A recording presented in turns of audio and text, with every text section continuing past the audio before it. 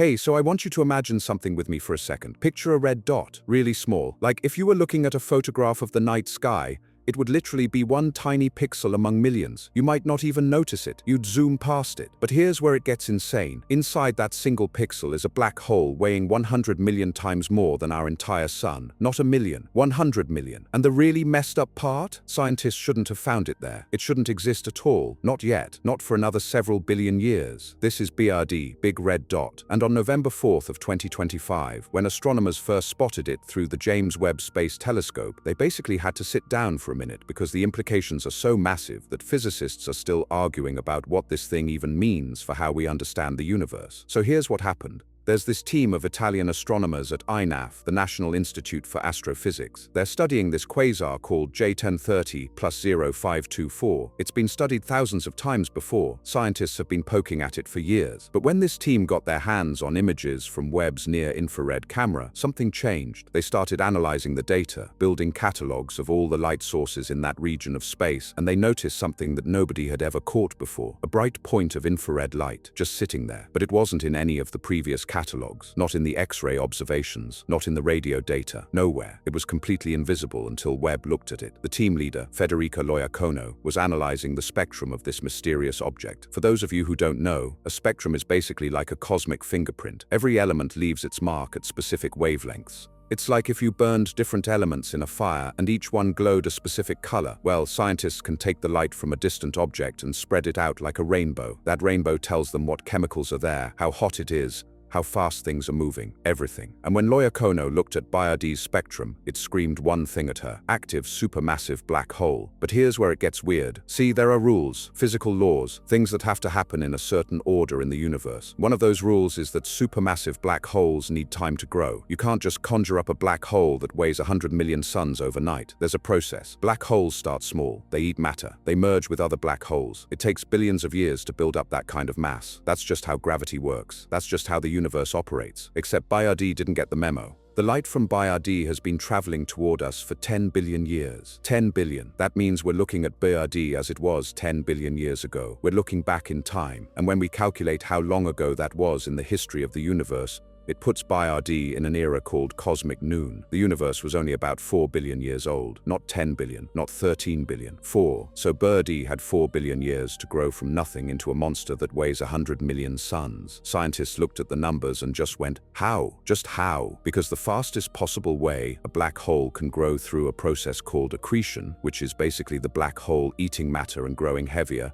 would take about 8 billion years minimum. And BRD had half that time. It's like finding a 10-year-old kid who's already 6'3". The math doesn't work. The biology doesn't work. You can't grow that fast. But there BRD is. It happened. We can see it. Now here's where your brain gets blown. This isn't just some bizarre exception. When astronomers started looking more carefully at Webb's images, they realized BRD wasn't alone. There are hundreds of these things. We call them little red dots, or LRDs. Each one is a mysteriously bright infrared source in the early universe. By 2025, astronomers had catalogued over 340 of them. 340 objects that shouldn't exist the way they do, scattered throughout the early cosmic dawn like some kind of cosmic Easter eggs, left by a universe that's trying to mess with us. Some of these objects are even older than Beard. Some are even more massive. One object that astronomers nicknamed the Cliff is so extreme, so far out on the edge of physical possibility, that when they first saw the data, they thought the computer made an error. They literally checked the calibration twice because they couldn't believe what they were seeing, but it was real.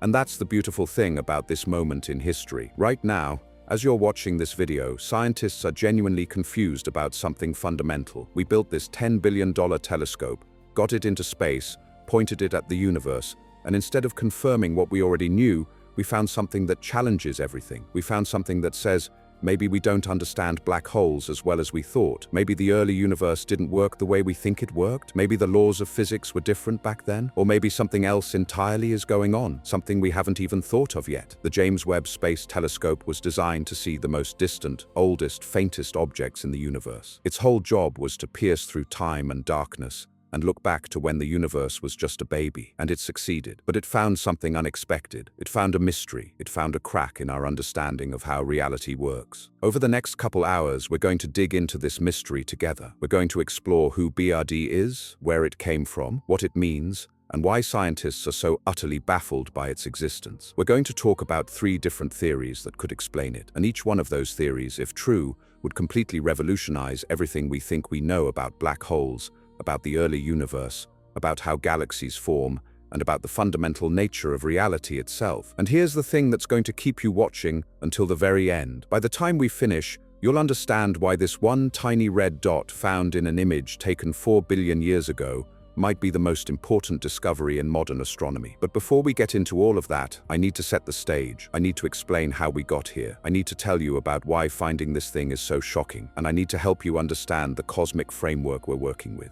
Because if you don't get that foundation right, if you don't understand just how impossible BioD is supposed to be, then the mystery won't hit you the same way. The weight of it won't sink in. So stick with me, because in the next section, we're going to rewind about 13.5 billion years, and I'm going to take you on a journey through the history of the universe. We're going to start at the Big Bang itself. We're going to talk about the very first stars, the very first galaxies, and the very first black holes. And then we're going to do something wild. We're going to watch as the universe grows and evolves around us. We're going to jump forward in time, and we're going to land right at the moment when BioD was born. And when you see the timeline, when you really understand how compressed that window is, how impossible the growth rate is, you'll understand why this discovery is causing such chaos in the astronomy community right now. There's also something I want you to know about the telescope itself. The James Webb isn't like other telescopes. It's not just a bigger Hubble. It's fundamentally different. It's solving a problem that Hubble could never solve. And that's actually the reason why BioD was hidden all this time. It's the reason why we've been blind to objects like this for decades. Once I explain how Webb's infrared vision works,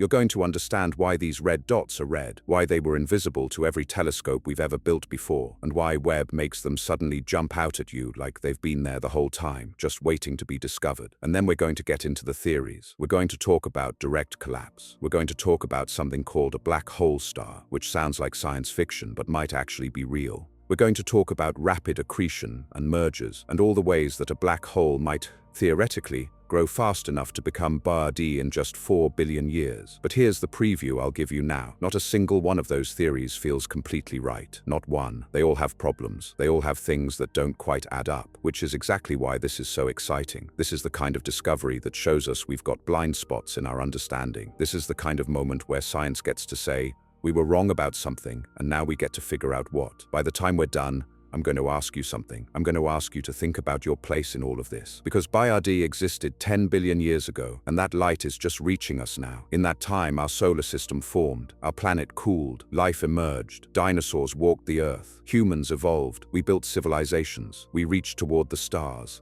And eventually, we built a telescope powerful enough to see the light from BioD finally arriving at our doorstep. Think about those timescales. Think about what that means. You're about to spend the next 2 hours learning about an object so ancient, so massive, so fundamentally important to understanding the universe, that even light itself took 10 billion years to bring you its story. Let's talk about how we actually found BioD in the first place, because this gets into the real nitty-gritty of modern astronomy, and I promise it's way more interesting than it sounds. The thing about space is that most of what's out there is completely invisible to human eyes, not because it doesn't exist, because our eyes only see a tiny sliver of light. We call it visible light, the stuff that ranges from red to violet. But that's just this microscopic window into the entire electromagnetic spectrum. There's infrared light, ultrawave light, X-rays, radio waves, gamma rays. It's all out there, constantly bombarding us, and we can't see any of it. We're essentially blind to about 99.9% of what's happening in the universe. Now, the Hubble Space Telescope, which was launched in 1990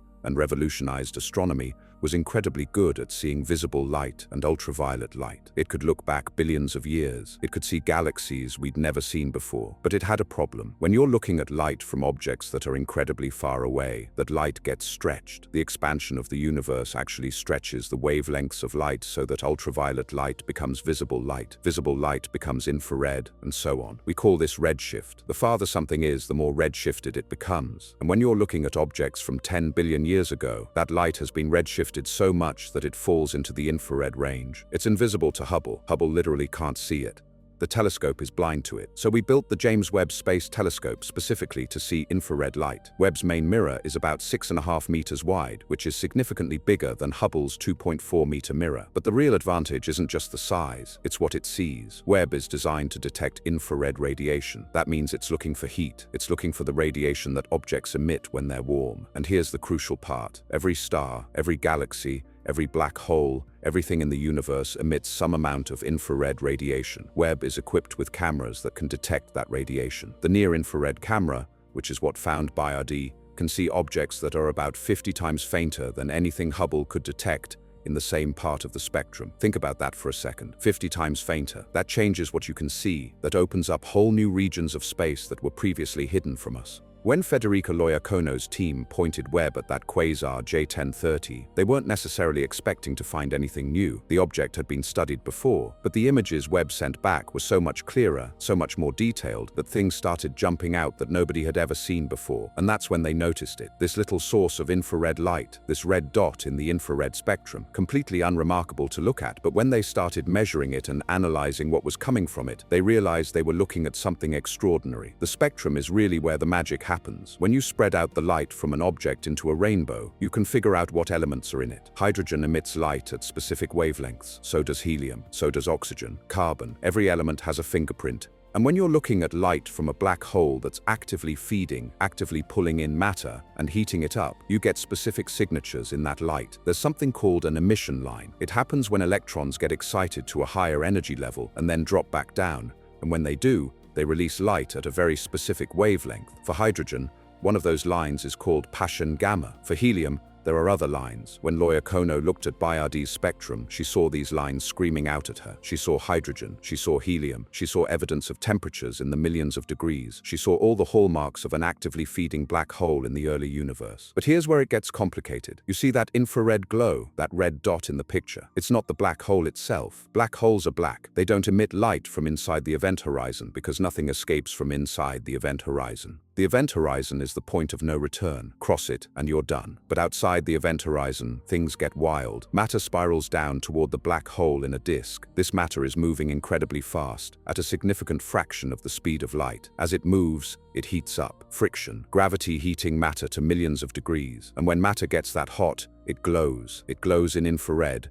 invisible light, in X-rays, across a huge spectrum. What Loiacono was seeing was the glow from that accretion disk, the glow from matter in the process of falling into a 100 million solar mass black hole. The reason BIRD looks red in infrared observations is exactly because of that redshift we talked about. The light that was emitted in the visible and near ultraviolet range has been stretched so much by the expansion of the universe that it's now infrared. It appears red because we're looking at it in the infrared. If BIRD were close to us, if we could see its light without it being stretched, it would probably look blue or white or something completely different. But because it's so far away, because that light has been traveling for 10 billion years, by the time it reaches us, it's been redshifted into the infrared, making it appear as this little red dot. Now here's where the physics gets really interesting. What makes a red dot special? What separates BIRD and these other 340 little red dots from all the other objects that Webb is studying? The answer is their brightness. They're unusually bright for objects at such extreme distances. They're also unusually bright compared to their host galaxies. You'd expect a massive black hole to live in a massive galaxy, right? Big black hole, big galaxy. That's the pattern we see in the nearby universe. The black hole at the center of the Milky Way,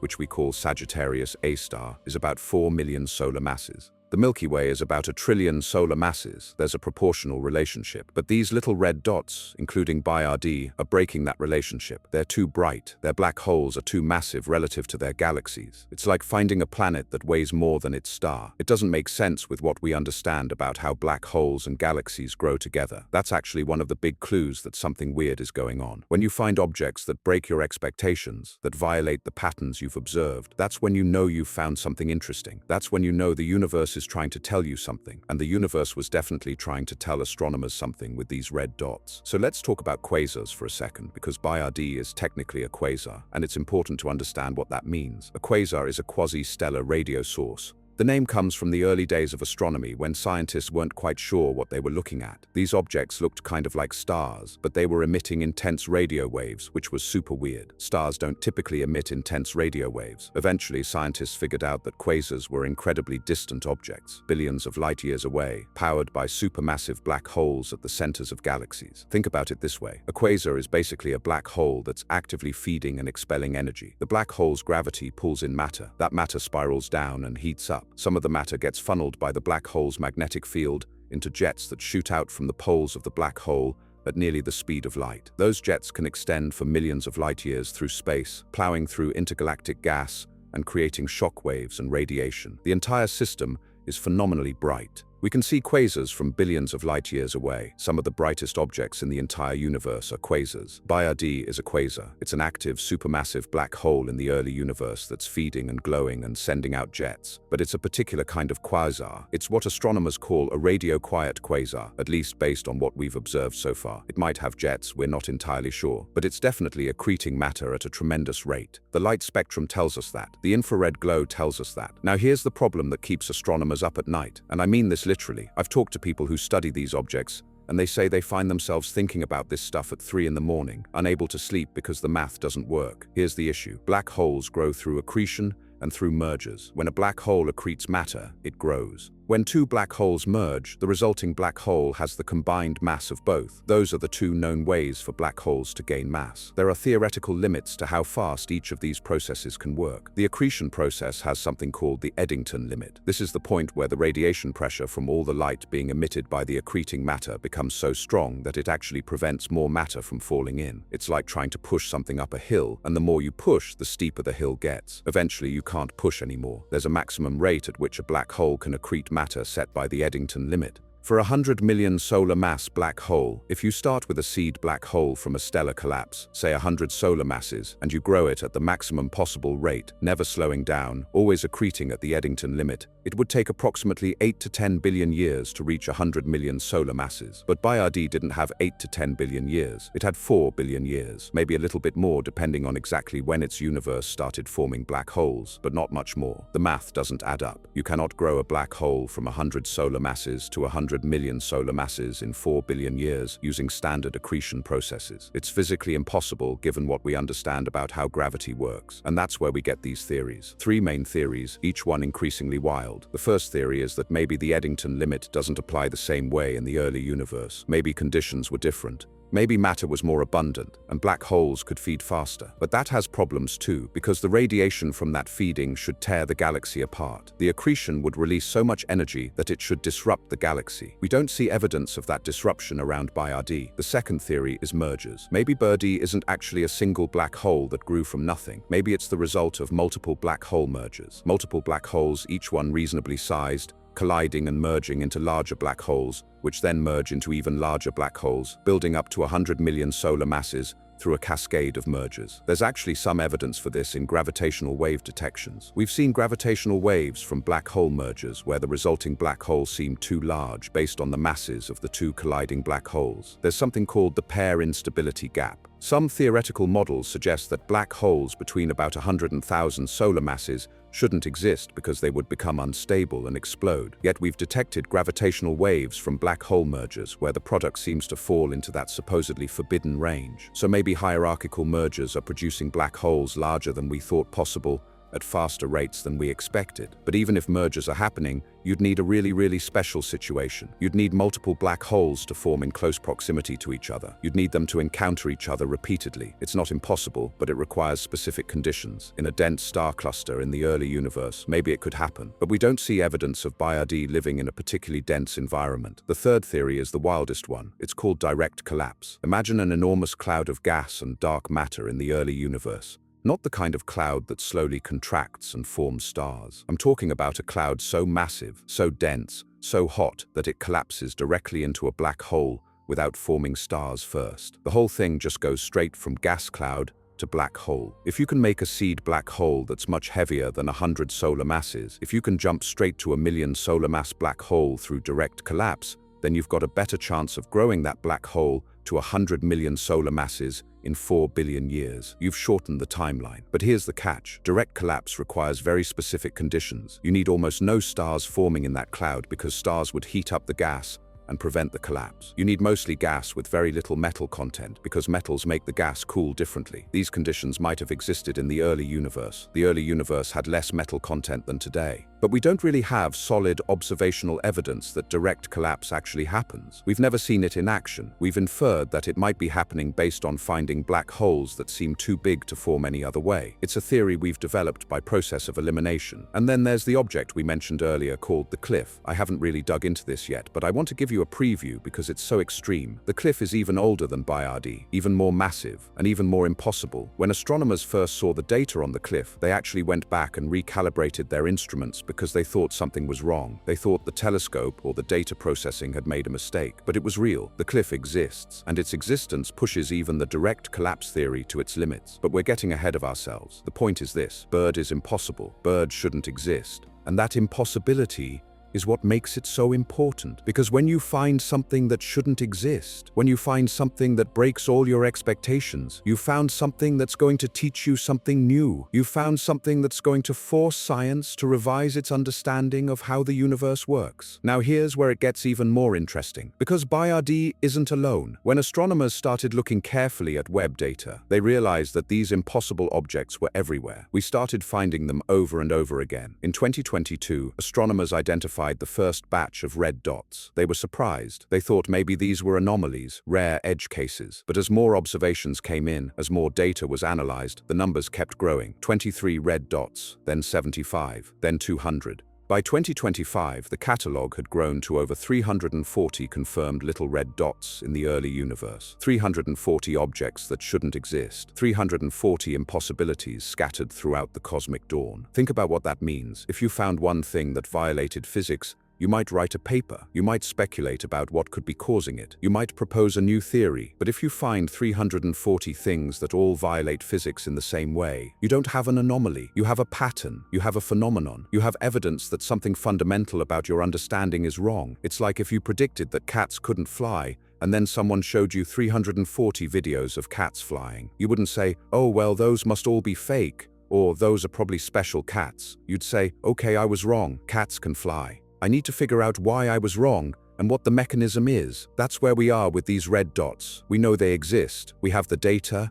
We have the spectra. We've analyzed them. They're real. Now we have to figure out why everything we thought we understood about black hole growth was incomplete or wrong. And that realization has huge implications. Because if we don't understand how black holes grow in the early universe, then we don't understand how galaxies formed. We don't understand how the large-scale structure of the universe developed. We don't understand one of the most fundamental processes in cosmic history. Black holes and galaxies grow together. That's a fact we've established through billions of years of observations. Change how you think about black holes, and you change how you think about galaxy formation. Change how you think about galaxy formation, and you change your entire framework for understanding the cosmos. So what we're really talking about here is a crisis in astronomy. Not a crisis in the sense of an emergency or a catastrophe, but a crisis in the philosophical sense. A moment where the edifice of understanding you've built reveals cracks. A moment where you realize that despite all your knowledge, despite all your observations, despite all your equations and theories, there's something you've fundamentally misunderstood about how reality works. And that moment is actually exciting because it's an opportunity. It's an opportunity to learn something new. Alright, so now we need to talk about when Bayardi existed, because the timeline is honestly kind of mind-bending when you really sit with it, and it's crucial to understanding why finding this object is such a big deal. Let me take you back, way back, further back than you've probably ever thought about before. 13.8 billion years ago, give or take a few million years, the universe came into existence, the Big Bang.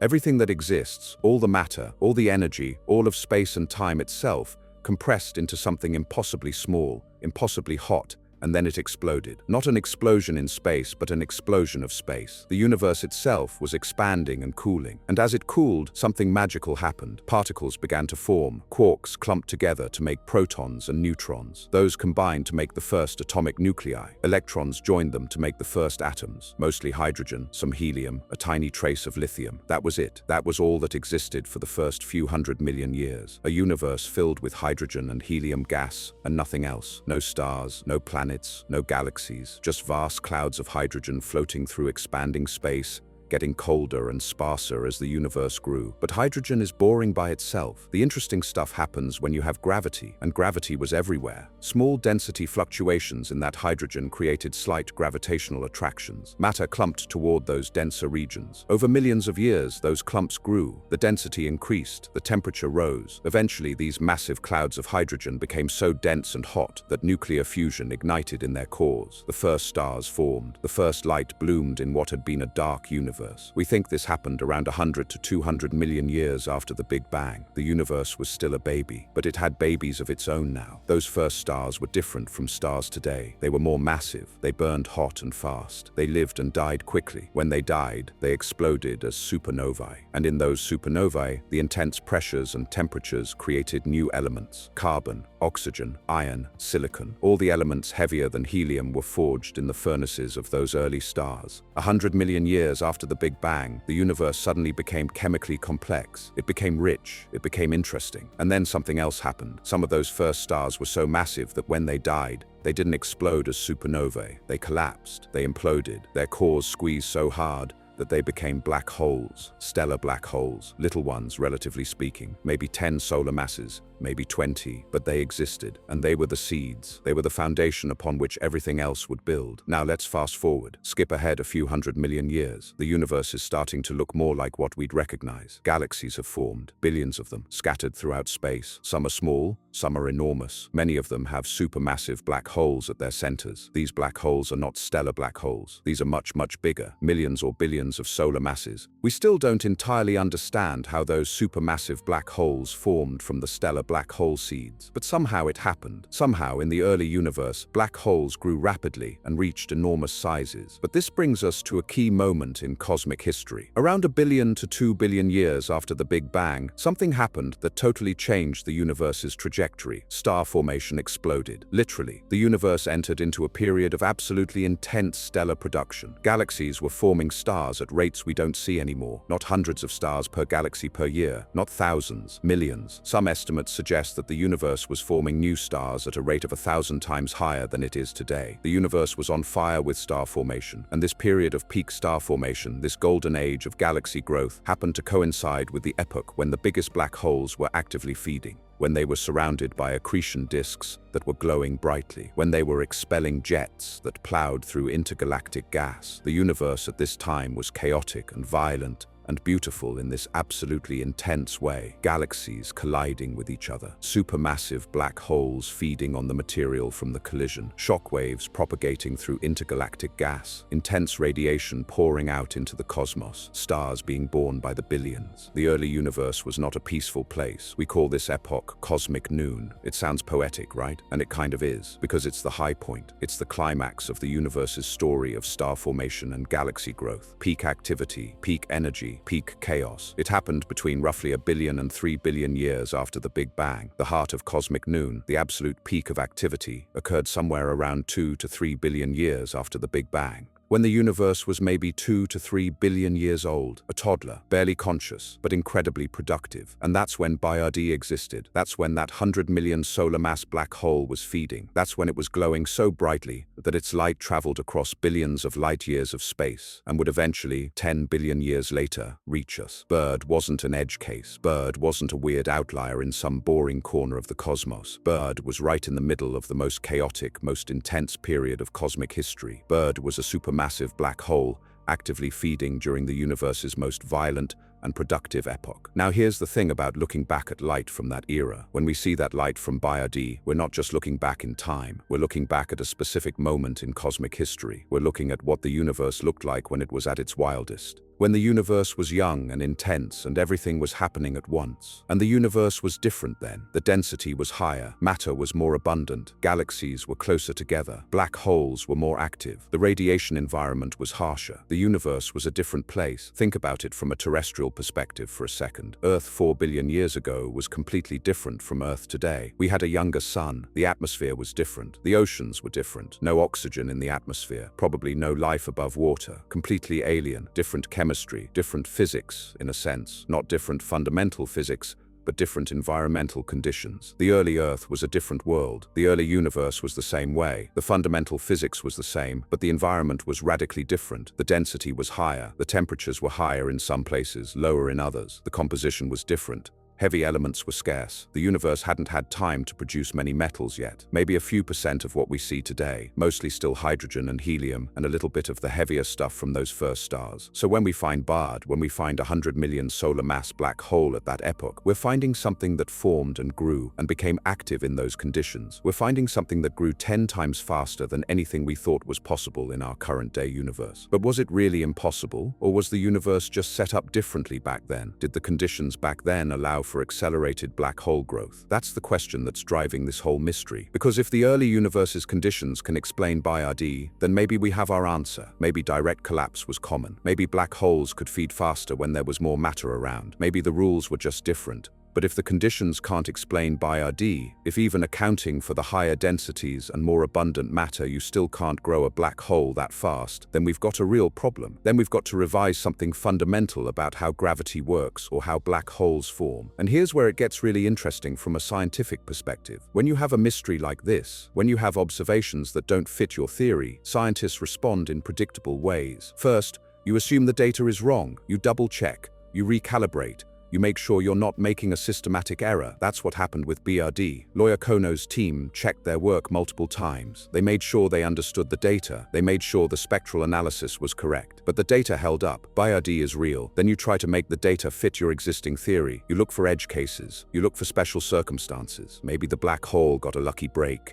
Maybe it had a merger that gave it a boost. Maybe the matter around it was distributed in just the right way. Maybe the radiation pressure wasn't as strong as we thought. Scientists spent weeks and weeks trying to make BIRD fit into the existing framework, and it almost works. With enough special circumstances, with enough luck, you might be able to squeeze BIRD into the existing theory, but barely. It's like trying to fit a square peg into a round hole, and almost getting it to fit by shaving off the corners. At some point you run out of ways to force the data to fit the theory, and that's when you have to consider the possibility that the theory itself is incomplete or wrong. That's when you have to entertain radical ideas. That's when you have to think, maybe we're missing something. Maybe there's a mechanism we haven't thought of. Maybe the universe has tricks up its sleeve that we haven't discovered yet. Now, if BIRD were the only object with this problem, scientists might be able to dismiss it. They might say, okay, this one thing is weird. Maybe it's an anomaly. Maybe there's an explanation we haven't thought of yet. But it's probably not important. It's probably not going to force us to revise everything we know. But BIRD is not alone. Birdie is one of over 340 little red dots. They all have the same problem. They're all too big for their age. They're all impossible by current standards. When you've got 340 impossible objects instead of one, you can't dismiss them. You can't hand-wave them away. You have to take them seriously. And taking them seriously means accepting that something about the early universe allowed black holes to grow faster than we thought possible. It means accepting that either the physics works differently than we think, or the conditions were sufficiently different that we need to account for those differences. It means accepting that the universe is telling us,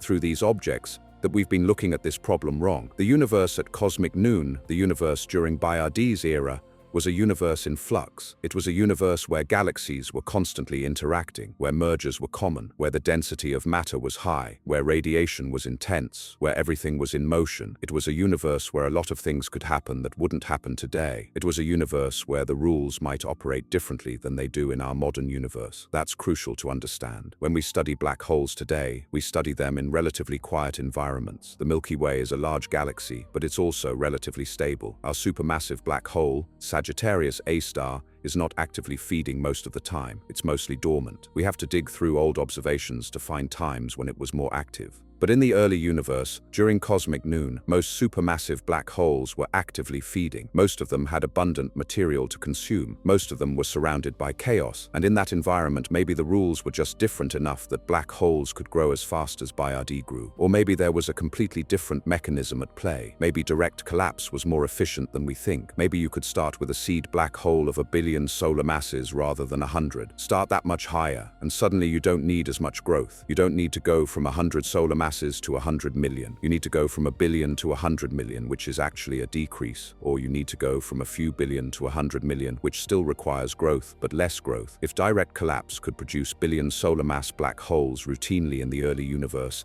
then the math starts to work out better. But the question is, could it? That's what keeps physicists up at night. That's what drives the research. That's why BioD matters so much, because BioD is forcing us to confront this question. BioD is forcing us to either revise our understanding of black hole formation, or to accept that the early universe had fundamentally different physics or conditions that we haven't fully accounted for yet. And you know what the crazy part is? We're probably going to get an answer. Within the next few years, we're probably going to know. James Webb is still out there. It's still taking observations. The team that discovered BioD is still working. They're gathering more data. They're finding more red dots. They're analyzing them, refining the measurements, building a better picture of what the early universe looked like. And as that picture becomes clearer, as we map out where these objects are, how massive they are, how old they are, we're going to start seeing patterns. We're going to start understanding whether this is a widespread phenomenon or a rare occurrence. We're going to start narrowing down which theories can explain what we're seeing. That's the beautiful thing about science. When you find a mystery, when you find something that doesn't fit, you don't just sit around and wonder about it forever. You investigate, you gather evidence, you test hypotheses, you figure it out. And that's what's happening right now. We're in the middle of one of the most exciting astronomical investigations of the 21st century, and most people don't even know it's happening. While you're going about your daily life, buying groceries, checking your email, scrolling through social media, there are astronomers around the world who are obsessed with this question, who are staying up late analyzing data, who are writing papers and having heated discussions about what these objects mean, who are genuinely excited and puzzled and motivated by the mystery that BioD and the other red dots represent. Okay, so we need to talk about how black holes actually grow, because understanding that is what makes BioD so shocking. Understanding black hole growth is what transforms BioD from, oh, that's an interesting object, to wait, what? That's impossible. So let's dig into the mechanics. Let's talk about accretion. When a black hole feeds, matter doesn't just fall straight into it. That's actually a common misconception. People imagine a black hole like a vacuum cleaner, just sucking everything straight down into a singularity. But that's not how it works. What actually happens is way more interesting. Matter that's falling toward a black hole has angular momentum. It's spinning. It can't all fall in a straight line because it's moving sideways as well as inward. So what happens is the matter arranges itself into a disk, an accretion disk. The matter swirls around the black hole in an increasingly tight spiral, like water circling a drain. As the matter spirals inward, it moves faster and faster. Think about ice skaters doing a spin. When they pull their arms in, they spin faster. Same principle. The matter gets faster as it gets closer. And when matter moves fast, and when it's in close proximity to other matter, friction heats it up. We're talking temperatures in the millions of degrees. At those temperatures, matter glows. It emits radiation across a huge spectrum. Visible light, ultraviolet, X-rays, infrared. The accretion disk becomes this incredibly bright thing. The brightest objects in the universe, quasars, get their light from accretion disks. Now here's the crucial part. As the accretion disk glows, as it emits radiation, that radiation has momentum. It's pushing outward. Think about the radiation pressure from a light bulb. If you held your hand near a super bright light, you'd feel the heat. And actually, technically, the light is exerting a tiny amount of outward pressure. In an accretion disk, that radiation pressure is huge. It's so strong that it can prevent matter from falling inward. It's like trying to push something up an increasingly steep hill. The steeper the hill, the harder it gets to push. Eventually, the hill becomes so steep that you can't push anymore, no matter how hard you try. You've hit a limit. There's a maximum force you can apply. For black holes, there's a maximum rate at which matter can fall in while still emitting radiation that escapes. Go faster than that rate, and the radiation pressure becomes so strong that it blows matter back outward faster than it can fall inward. You've hit what we call the Eddington limit. It's named after Arthur Eddington, a British astronomer who first worked out this concept back in the early 20th century. He realized that for any given black hole mass, there's a maximum accretion rate. Go faster than that, and the radiation pressure overcomes gravity. The black hole can't feed any faster no matter how much matter you put around it. For a black hole that weighs 100 solar masses, the Eddington limit is maybe a tenth of a solar mass per year. So the black hole could potentially consume the equivalent of a tenth of the sun's mass every single year. For a million solar mass black hole, the limit is higher, maybe 10 solar masses per year. For a billion solar mass black hole, even higher, maybe thousands of solar masses per year. The Eddington limit scales with the mass of the black hole. Bigger black hole, faster it can feed. But there's still a limit. Now, if you start with a black hole that's 100 solar masses, which is what you'd expect from a stellar collapse of a massive star, and you want to grow that black hole to 100 million solar masses, you need 1,000 times more mass. You need to accumulate 100 million minus 100, which is basically 100 million solar masses of material. If you're feeding at the Eddington limit, if you're constantly eating matter as fast as physically possible, how long does that take? Here's where the math gets sobering for anyone trying to explain BioD. With careful calculation, accounting for the efficiency of the accretion process, process, accounting for how much of the infalling matter's energy gets radiated away, you come up with a time frame. It takes roughly 8 to 10 billion years to grow a 100 solar mass black hole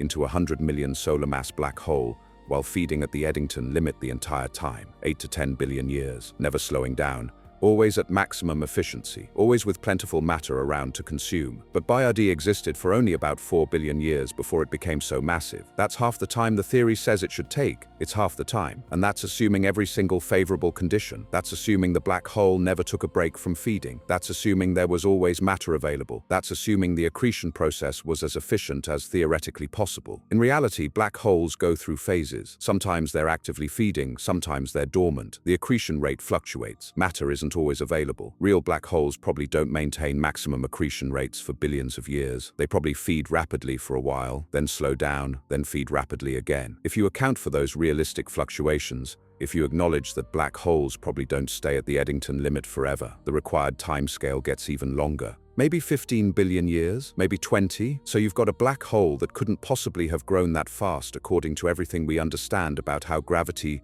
and radiation pressure interact. And yet there it is. That's the core of the BioD mystery. Now, scientists have proposed some solutions, some ways that BioD could theoretically have grown that fast. The first one is super Eddington accretion. The idea is that maybe in the early universe, under specific conditions, black holes could exceed the Eddington limit. Maybe the radiation could be collimated, focused into narrow jets that don't interact as much with the infalling matter. Maybe the accretion geometry was different. Maybe thin accretion disks instead of thick ones. Maybe the radiation didn't exert as much outward pressure as we think. If you could somehow violate or exceed the Eddington limit, if you could achieve super Eddington accretion rates, then the timeline improves. A black hole could grow faster. But here's the problem with that solution. Super Eddington accretion would generate so much energy, so much radiation, that it should literally tear apart the galaxy around the black hole. The radiation should disrupt star formation. It should blow out the gas. We should see evidence of that disruption, and we don't see it around BioD. BioD seems to be sitting in a relatively normal galaxy for that era. It doesn't look like there's been massive disruption. Another proposed solution is that black holes might not start from 100 solar mass seeds. Maybe they start from 1,000 solar masses or 10,000. If there's a mechanism to create black holes larger than what stellar collapse alone can produce, then you've reduced the growth problem. You don't need to grow from 100 to 100 million. You only need to grow from 1,000 or 10,000. That cuts the required growth time substantially. But where would these larger seed black holes come from? That's where direct collapse comes in. Direct collapse is wild. Imagine a massive cloud of gas in the early universe. We're talking about a cloud millions or billions of times more massive than the sun. This cloud is denser than a typical star-forming region. So dense that it doesn't fragment. It doesn't break up into smaller clouds. It doesn't form lots of stars the way most gas clouds do. Instead, under its own gravity, it collapses directly into a black hole. The whole thing just goes from gas cloud to black hole,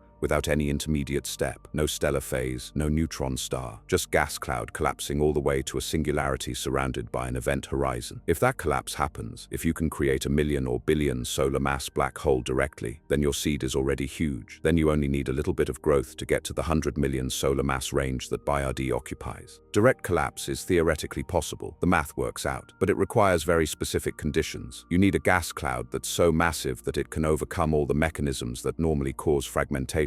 You need very low metal content because metals make gas radiative, they help it cool, and cooler gas is more likely to fragment. You need very low spin rates because rapid rotation can prevent collapse. You need almost no stars forming in the cloud because the radiation from stars would heat the gas and prevent the collapse. These conditions might have existed in the early universe. The early universe had lower metal content. It had lower densities of stars in some regions, so direct collapse might have been possible, might have been common even, but it's hard to test. We've never seen direct collapse in action. We can only infer that it might be happening based on finding black holes that seem too large to form any other way. The third major mechanism is mergers. Black holes can collide and merge. When two black holes merge, the resulting black hole has a mass equal to the sum of the two original black holes, minus a tiny bit of energy that gets radiated away as gravitational waves. If you had multiple black holes merging in sequence, if you had a hierarchy of mergers building larger and larger black holes, You could potentially reach 100 million solar masses faster than you could through accretion alone. You'd be adding mass in discrete chunks through mergers rather than accumulating it slowly through feeding. But mergers have constraints too. For black holes to merge, they have to encounter each other. They have to be in the same galaxy or the same region of space. They have to lose enough orbital energy that they spiral together. In the sparse early universe, black holes aren't that common. The probability of encounters isn't trivial, but it's not trivial either. You'd need a very special environment, maybe a dense star cluster.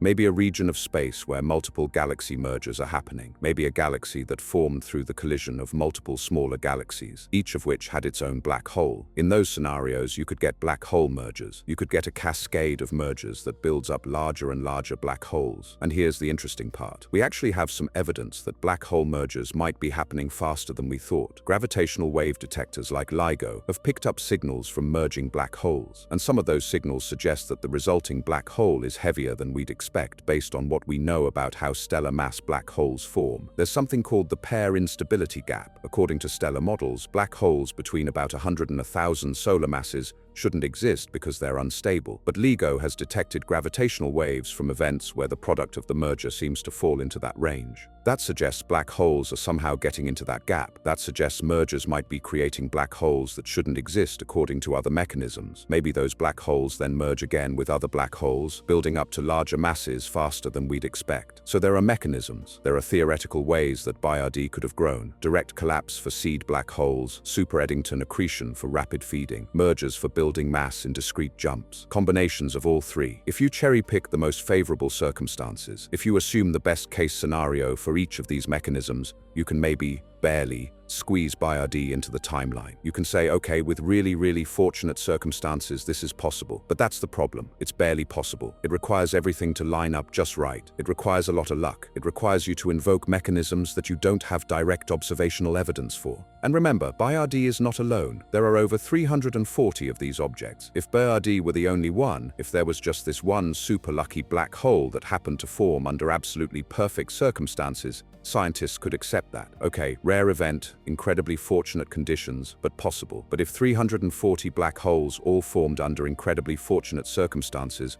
all lined up the way, all got lucky in the same way, then you're not looking at luck anymore. You're looking at a systematic effect. You're looking at something that suggests the universe was structured differently back then. That's where it gets profound. Because when you've got 340 objects that all violate your expectations in the same way, you have to consider the possibility that your expectations are wrong. You have to consider that your understanding of how the early universe worked is incomplete. Maybe the early universe was denser than we think. Maybe black holes were more abundant. Maybe the mechanisms for black hole growth were more efficient. Maybe the environment was such that rapid black hole growth was the norm rather than an exception. And that brings us to the cliff. Remember how I mentioned it earlier? The cliff is even more extreme than BIRD. The cliff is a black hole that might be even more massive than birds. And it's at an even earlier epoch. It's from when the universe was even younger. The name the cliff comes from the fact that when astronomers first saw the data, the object's mass estimate seemed to hit a cliff edge. It suddenly became much more uncertain. The numbers were so extreme that the fitting algorithms had trouble. The data seemed to be right at the edge of what's physically possible. Some estimates put the cliff at 1 billion solar masses, 1 billion, with an age that would give it even less time to grow than BIRD had. When astronomers first saw the cliff, they did exactly what I said earlier.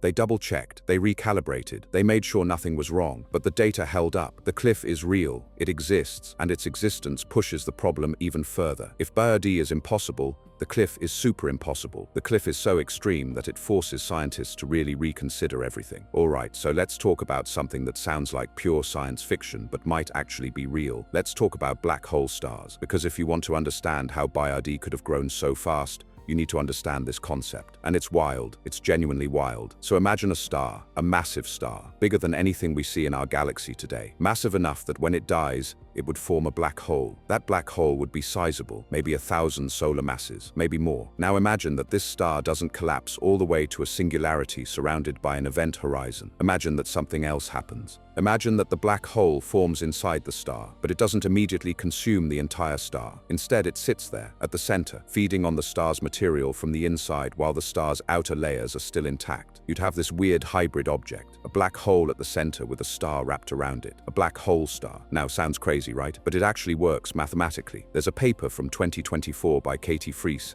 and other physicists exploring this concept. They call these objects black hole stars, or sometimes dark stars when there's dark matter involved. The idea is that in the early universe, under certain conditions, you could have these hybrid objects where a black hole and a star coexist in a strange partnership. The black hole is slowly consuming the star, but the star's gravity and its nuclear fusion reactions are strong enough that they prevent the black hole from consuming everything immediately. You've got this bizarre structure where a black hole is hidden inside a stellar atmosphere. What would that look like if we could see it? Well, it would look like a star. On the outside, it would appear to be a massive star emitting light, but the light wouldn't be coming from nuclear fusion in a stellar core. It would be coming from the accretion disk of the black hole feeding on the star's material. It would be incredibly bright and incredibly hot. The temperatures at the surface could be millions of degrees. This thing would glow intensely, and in the infrared specifically, a black hole star would look reddish because of how the infrared light refracts through the star's atmosphere. It would look like a little red dot, a bird, if you will. Here's where it gets really interesting from an evolutionary perspective. A black hole star wouldn't be stable forever. Over time, the black hole would consume more and more of the star.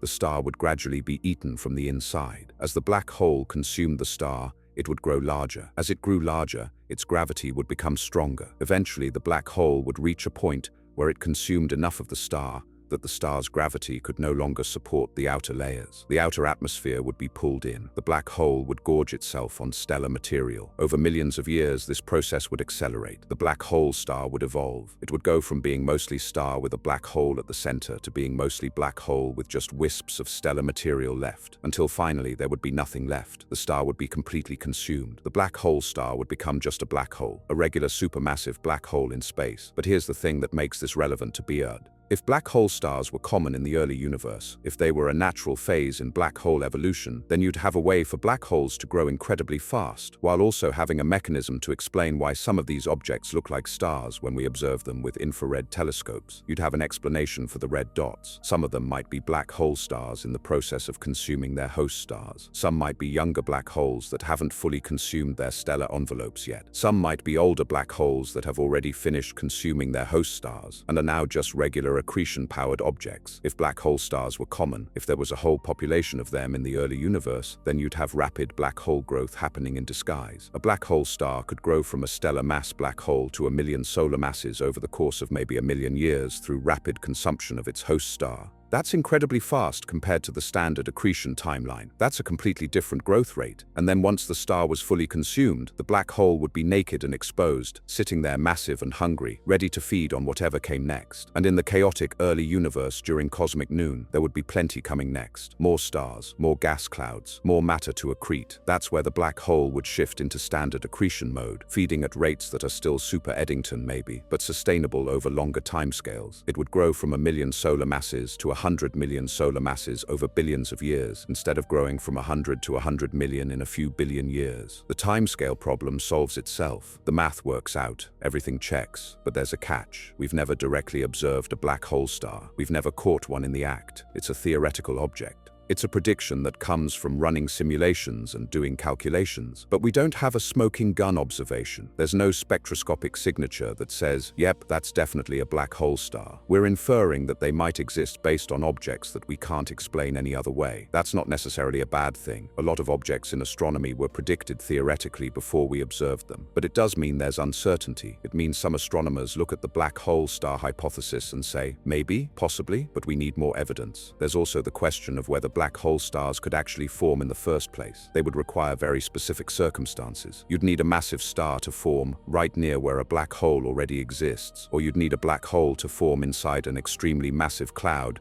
and capture the star. The probability of that happening randomly is low. But in the early universe during cosmic noon, when galaxies were colliding, when things were chaotic and dense, maybe the probability wasn't that low. Maybe it was actually fairly likely. Maybe black hole stars were common. Maybe they were one of the primary ways that black holes grew. We just don't know. And that's kind of the theme here. We don't know. There are mechanisms that might work. There are theoretical objects that might explain the observations. But there's a lot of uncertainty. There are gaps in our understanding. And that's where the real excitement is. That's where the frontier of science is. Right now, in real time, astronomers are trying to figure this out. They're looking at observations of Bayard and the other red dots and trying to figure out which theories fit and which ones don't. One of the things that scientists are doing to test these theories is something called spectroscopic analysis of multiple wavelengths. You take an object like BIRD and you observe it not just in infrared like Webb does, but also in optical wavelengths, in ultraviolet, in X-rays, in radio waves. You try to get a complete picture of what the object is emitting across the entire electromagnetic spectrum. Different mechanisms produce different spectral signatures. If BIRD is a black hole star, you'd expect to see certain patterns in the spectrum. If it's a black hole that's undergoing super accretion, you'd expect different patterns. If it's undergoing standard accretion, you'd see yet other patterns. By analyzing multiple wavelengths, by building a complete spectral picture, you can narrow down which theory best explains what you're observing. The problem is, not all these wavelengths are easy to observe. Infrared is Webb's sweet spot, but optical observations come from other telescopes. Ultraviolet comes from space telescopes like the Hubble or specialized UV observatories.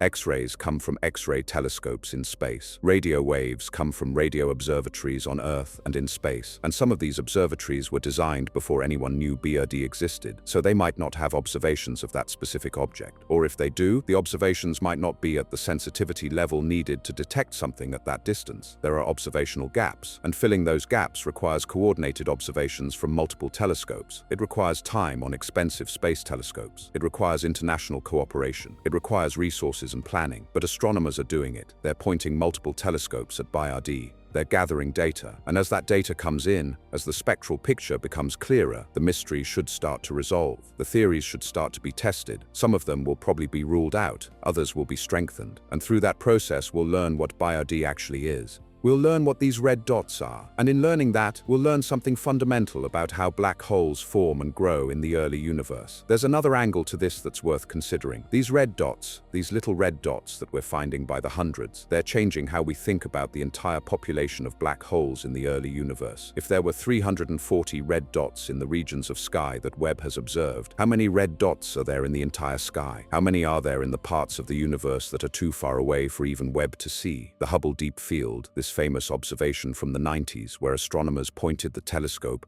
at a tiny patch of sky no bigger than a grain of sand held at arm's length, revealed thousands of galaxies in that tiny patch. If we scale that up, if we think about how many galaxies are in the entire universe, we get to numbers like 100 billion, maybe even a trillion.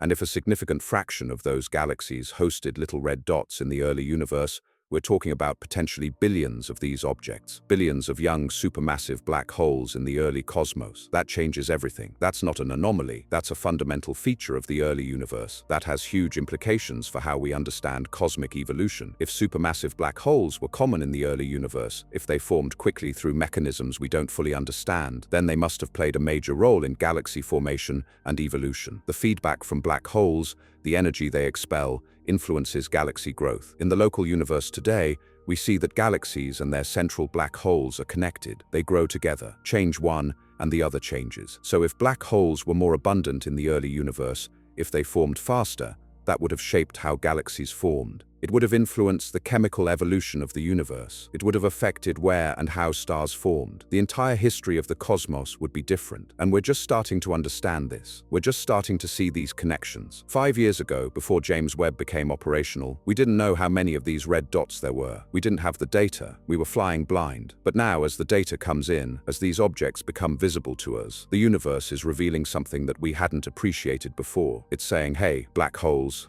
they're everywhere in the early universe. They form fast. They grow fast. They're a fundamental part of cosmic structure. Pay attention to them. There's also a philosophical element here worth considering. When you find something that challenges your understanding, when you find something that forces you to revise your theories, that's actually a gift. It's an opportunity. Because it means the universe is teaching you something. It means you were wrong about something, and now you get to learn what the reality actually is. A lot of people find that unsettling. They find it frustrating when a theory they believed in turns out to be incomplete or wrong. But scientists tend to find it exhilarating, because a mystery is an invitation. It's an invitation to do better science, to dig deeper, to understand more. And that's what's happening with BIRD and the other red dots. The universe has given us an invitation. It's given us a mystery, and now we get to figure it out. Now we need to talk about the tool, because none of this would be possible without it. None of this mystery would exist if we didn't have James Webb Space Telescope. This entire discovery, this entire revolution in our understanding of the early universe, it hinges on one piece of technology. And the story of how Webb came to exist, how it was built,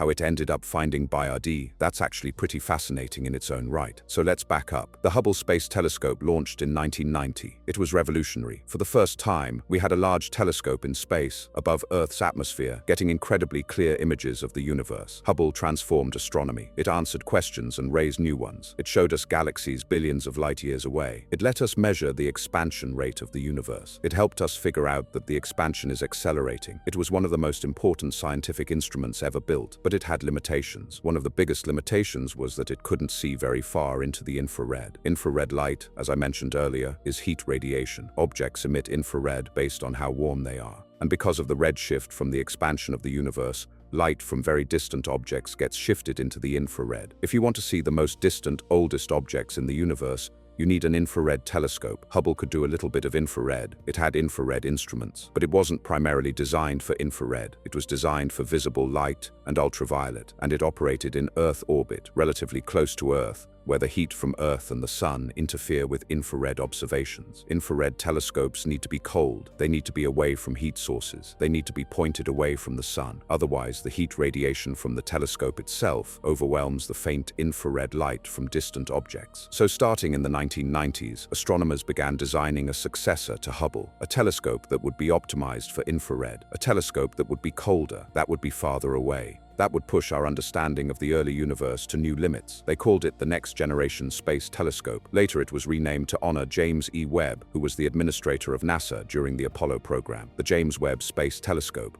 Building Webb was not easy. This was one of the most complex engineering projects ever undertaken. The telescope had to be big enough to see faint objects, but small enough to fit in a rocket. It had to be cold enough for infrared observations, but also protected from the sun. It had to be reliable because you can't send a repair mission out to space where it's going to be. And it had to do all this with technology that was being developed as they went. Some of the components didn't exist when the project started. They had to be invented, had to be tested, had to be proven to work in the space environment. The project took decades. It took longer than expected. It cost more than expected. This is not uncommon for large space projects, but for Webb, the delays and cost overruns became almost legendary. For a while, Congress was seriously considering canceling the project because the costs had spiraled so much. But scientists made the case for why this telescope was necessary, why this telescope was worth the investment. And eventually, the project moved forward. It kept moving forward. And finally, on December 25, 2021, on Christmas Day, a rocket launched from French Guiana, carrying the James Webb Space Telescope. Now here's a fun fact. Webb is so big, so complex that it couldn't launch fully assembled. A telescope with a mirror 6.5 meters wide doesn't fit in a rocket payload bay, so Webb was designed to unfold. It was folded up origami style to fit in the rocket, and then, over the course of several weeks after launch, it unfolded, like a cosmic flower blooming. Humans didn't unfold it manually, it was automated. But each unfolding step had to work perfectly, or the mission would be over, and they all worked. One by one, the components unfolded, the mirror segments unfolded, the sun shield unfolded. It was an incredibly tense period, and when it was all done, when Webb was fully deployed and all the systems were working, there was this collective sigh of relief from the entire space community. Then came the process of commissioning the telescope, making sure all the instruments worked, calibrating them, getting them focused. This took several months, and during this whole time, scientists were eagerly waiting to see what Webb would find. What would this incredible machine reveal when it finally turned its gaze on the universe? The first images were released in July of 2022, and they were stunning. Stunning in a way that was hard to describe. The deepest, most detailed images of the universe ever captured. Galaxies billions of light years away, rendered in infrared light with incredible detail. And among those images was the infrared deep field, an image of a tiny patch of sky, no bigger than a grain of sand, showing thousands of galaxies, some of them among the most distant objects ever observed. And then the real work began. Webb started taking observations of specific targets. Scientists pointed it at regions of the universe that had been studied before with Hubble or other telescopes, but with Webb's infrared sensitivity, they could see things that had never been visible before. They could see fainter objects. They could see objects that were hidden by dust. They could see objects whose light had been redshifted so far that it was invisible to optical telescopes. They could see the early universe in unprecedented detail. The Italian team that discovered BRD was studying a quasar called J1030 plus 0524. This quasar had been observed before, multiple times, by multiple telescopes. But when the team got Webb images and started analyzing them, they noticed something new, a source of infrared light that hadn't been catalogued before. It required careful analysis to confirm that this wasn't a statistical artifact or a calibration error. But when they did the analysis, when they looked at the spectrum, when they double-checked everything, it was real. Bird was real, and bird was impossible. The reason Webb could see bird when other telescopes couldn't is fundamental to how the telescope works. Webb's primary mirror is made up of 18 hexagonal segments made of beryllium coated with gold. Gold because it's an excellent reflector of infrared light. Beryllium because it's light and strong and has good thermal properties. These mirror segments are arranged together to act as a single large mirror, 6.5 meters in diameter, much bigger than Hubble's mirror, and bigger is better when you're trying to collect faint light. Webb is also incredibly cold, like absurdly cold. The instruments operate at a temperature of around 40 Kelvin. That's 40 degrees above absolute zero. On the Celsius scale, that's about minus 233 degrees. That's colder than anywhere on Earth's surface has ever naturally been. That's colder than the coldest place in Antarctica. That's colder than liquid nitrogen. And they achieve this cold through a combination of insulation and a sunshield. The sunshield is basically a tennis court-sized piece of material that protects Webb from the radiation of the sun. It's made of several layers, each one with specific thermal properties. The result is that the telescope can get incredibly cold, so cold that the infrared light from distant objects doesn't get overwhelmed by heat radiation from the telescope itself. Webb also operates from a specific location in space called the second Lagrange point, or L2. This is about 1.5 million kilometers from Earth. It's in the direction opposite the Sun. At this location, the gravitational attraction of the Sun and Earth balance out, so an object can stay roughly in place without constantly firing thrusters to maintain position. Webb orbits around L2 in a special orbit called a halo orbit. It's the perfect spot for an infrared telescope because it's far from Earth, far from its heat radiation, and it's protected by Earth's shadow from direct solar radiation. From this vantage point, Webb looks back at the universe. It looks at light that's been traveling for billions of years. Light that left distant objects when the universe was young, when BRD existed, when the early universe was roiling with activity. And this light, which is mostly in the infrared by the time it reaches us, gets collected by Webb's mirror. It gets focused on instruments. Instruments that measure the intensity of the light. Instruments that measure the spectrum. Instruments that break the light apart like a prism and analyze what elements are producing the light. And through this process, through detailed analysis, astronomers figure out what they're looking at. BRD's spectrum showed hydrogen emission lines. That's a signature of ionized hydrogen in a hot, energetic environment. The kind of environment you'd have around an actively feeding black hole. The infrared color showed that this object was very luminous, very bright for its distance. The combination of all this data pointed to one conclusion. This was an active, supermassive black hole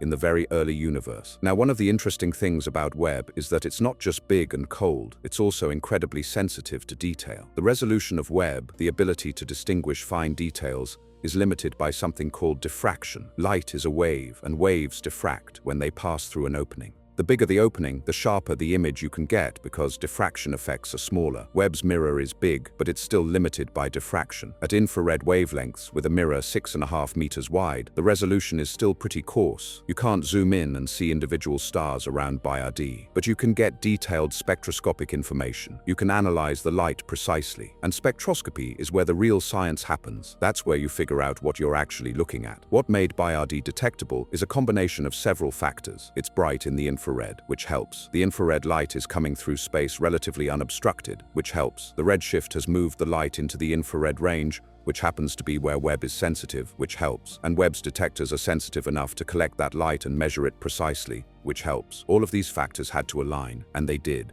And so BRD revealed itself. But here's the thing that really gets at the heart of why this is such a revolutionary moment in astronomy. Webb is finding not just BRD, it's finding hundreds of these objects. Every time astronomers point Webb at a new region of sky, they're finding more red dots, more impossible objects. The catalog keeps growing, and each new object adds to the evidence that something systematic is going on, that the early universe had features that we didn't expect, properties that challenge our theories. It's like if you were studying birds in the forest, and you thought you understood bird behavior based on what you'd observed with binoculars. You thought birds always nested in trees. You thought they always migrated seasonally. You thought they always built their nests out of twigs. And then someone invented a better set of binoculars, and suddenly you could see birds doing things you'd never seen before. You could see birds nesting on the ground, birds staying year-round in cold climates, birds building nests out of mud. Suddenly, your whole understanding of bird behavior changes. You realize you you were only seeing a small part of the full picture. That's where we are with astronomy right now. Webb is showing us things we didn't know existed. It's forcing us to revise our understanding. And that's beautiful. That's exciting. That's what science is supposed to do. The thing about Webb is that it's not even at the limit of what it can do yet. The telescope is performing beautifully. The instruments are working well. And the observations are going to continue for years. The mission was originally planned for 5 years. It might go much longer, maybe 10 years, maybe 15. And the longer it operates, the more data we'll collect, the more red dots we'll find, the more we'll understand about the early universe. Every observation is adding a piece to the puzzle. Every spectrum is revealing something new. And scientists are excited,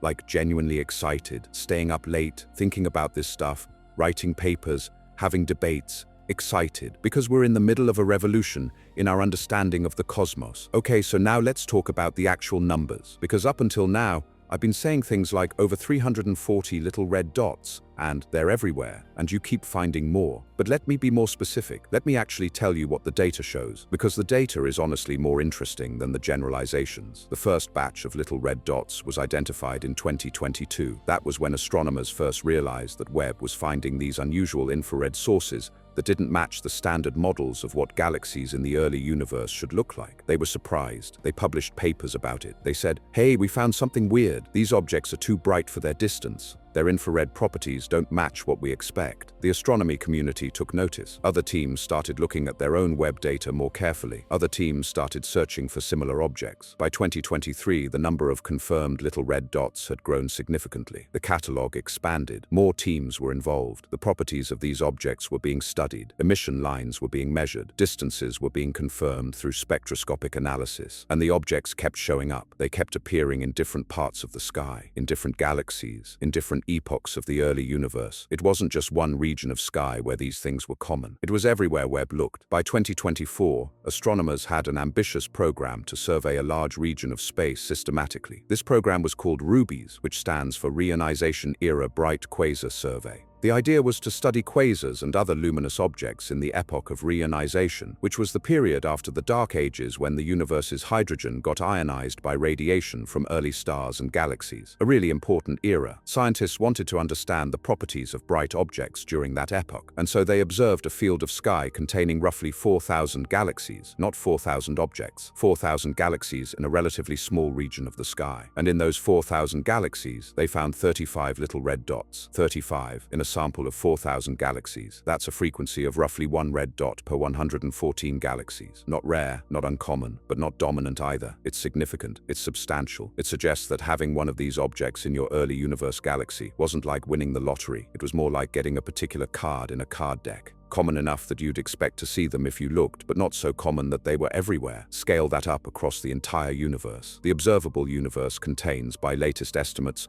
somewhere around 100 billion to 2 trillion galaxies, depending on how you count and what distance you're looking at. If 1 in 100 galaxies had a little red dot, you'd be looking at billions of these objects scattered throughout the cosmic web, billions of young supermassive black holes in the early universe. That's a significant population. That's not a fringe group of anomalies. That's a major constituent of the early cosmic ecosystem. Now, the data from RUBIES also gave us something else. It gave us measurements of the properties of these objects. How massive are they on average? How bright? At what redshift do they appear? What's the distribution of their properties? And here's where it gets really interesting, because the properties of the red dots are different from what you'd expect based on theories of black hole formation. In the local universe, in galaxies today, there's a relationship between the mass of the central black hole and the mass of the host galaxy, big black hole, small galaxy, small black hole. The relationship isn't perfectly tight, but it's pretty strong. It's maintained across 1,000 times range in galaxy mass. Astronomers call this the black hole galaxy coevolution. The idea is that black holes and galaxies grow together. Feedback from the black hole influences galaxy growth. Galaxy mergers bring black holes together, which can cause them to merge as well. It's a complex dance, but the net result is this relationship between black hole mass and galaxy mass. But the little red dots don't follow that relationship. The red dots are too massive for their host galaxies. They're several times more massive than the relationship would predict. It's like finding an ant colony where the queen ant weighs more than the entire rest of the colony combined. It breaks the pattern. It violates the expected relationship. And that's another clue that something different was happening in the early universe. The black holes were growing faster relative to their galaxies. That there was an imbalance. That something was out of whack. That's where the term universe breakers comes in. Some astronomers started calling these objects universe breakers because they were breaking the relationships and patterns that the universe was supposed to follow. They were breaking the black hole galaxy co-evolution. They were breaking the timeline for black hole formation. They were breaking the models. And that terminology, while a little bit hyperbolic, captures the genuine sense of confusion and surprise that astronomers felt when they realized how common and how extreme these objects are. Now, Birdie itself sits at the extreme end of this population. Birdie is not just one of the little red dots. Birdie is one of the most extreme little red dots known. With a mass of around 100 million solar masses, Birdie is among the most massive, and at a redshift of around 7.5, which corresponds to a time when the universe was only about 550 million years old. Bird is among the oldest. Wait, let me correct that. The light from Bird comes from when the universe was about 1 billion years old. Sorry, I said 500 million earlier. Let me be precise. The redshift of around 7 to 7.5 puts Beard at roughly 1 billion years after the Big Bang, something in that range. Different measurements give slightly different values, but it's in the ballpark of 1 billion years after the beginning. That's incredibly early. That's before most of the galaxies we can see today had formed. That's before the universe was even 1 billion years old. That's a significant fraction of the way back to the Big Bang itself, given that the Big Bang was 13.8 billion years ago. 1 billion is only about 7% of the way from now to then. It's early. It's the deep past. And at that early epoch, BRD was already massive and already feeding actively. There are other extreme red dots besides BRD. As I mentioned earlier, there's the cliff, which is even more extreme. The cliff is at a redshift where the universe is even younger. The exact properties are still being debated because the data is so extreme that the fitting algorithms have trouble pinning down precise values. But best estimates put the cliff at somewhere between 1 billion and a few billion solar masses, at an epoch when the universe was less than 1 billion years old, possibly much less, possibly less than 500 million years old. If that's accurate, if the cliff is really that massive that early, then we've got an even bigger problem, an even bigger violation of the expected timeline. But here's something crucial. The existence of objects like the cliff doesn't mean that every little red dot is as extreme. The red dots show a range. Some are less massive, some are at less extreme redshifts, some are in environments that make their growth more plausible. The whole population shows variation. That's actually good because it means the problem isn't quite as universal as if every single red dot was as extreme as the cliff. But it also means the problem is more nuanced. It's not just one mechanism that's wrong, it's multiple things. The entire picture is off. The entire framework needs adjustment. One of the ways scientists are trying to understand this is by looking at the host galaxies. If the red dots are in galaxies with certain properties, that might tell us something about how they formed. For instance, if all the red dots were in extremely dense galaxy clusters, in regions where galaxy mergers were common, that would point toward merger scenarios for black hole growth. If the red dots were preferentially in low metallicity galaxies, that would point toward direct collapse because direct collapse is easier in low metallicity gas. If the red dots were in galaxies with evidence of star formation being disrupted or suppressed, that would point toward the feedback from the black holes being significant early on. The host galaxies of the little red dots are being studied intensively right now, and the results are varied. Some of the red dots are in relatively large host galaxies, some are in smaller hosts, some are in galaxies that show signs of ongoing star formation. Some are in galaxies where star formation seems to be suppressed. There's diversity, there's variation, and that diversity might actually be telling us something important. It might be telling us that there's not just one mechanism at play. There might be multiple pathways for forming these objects. Different red dots might have formed through different processes. That's actually not unusual in astrophysics. Often you find that the universe has multiple pathways to the same end state, multiple ways to build the same kind of object. Black holes can form from stellar collapse. They can form through direct collapse. They can form through accretion-powered mergers of smaller objects. Similarly, little red dots might form through a combination of these mechanisms depending on the local environment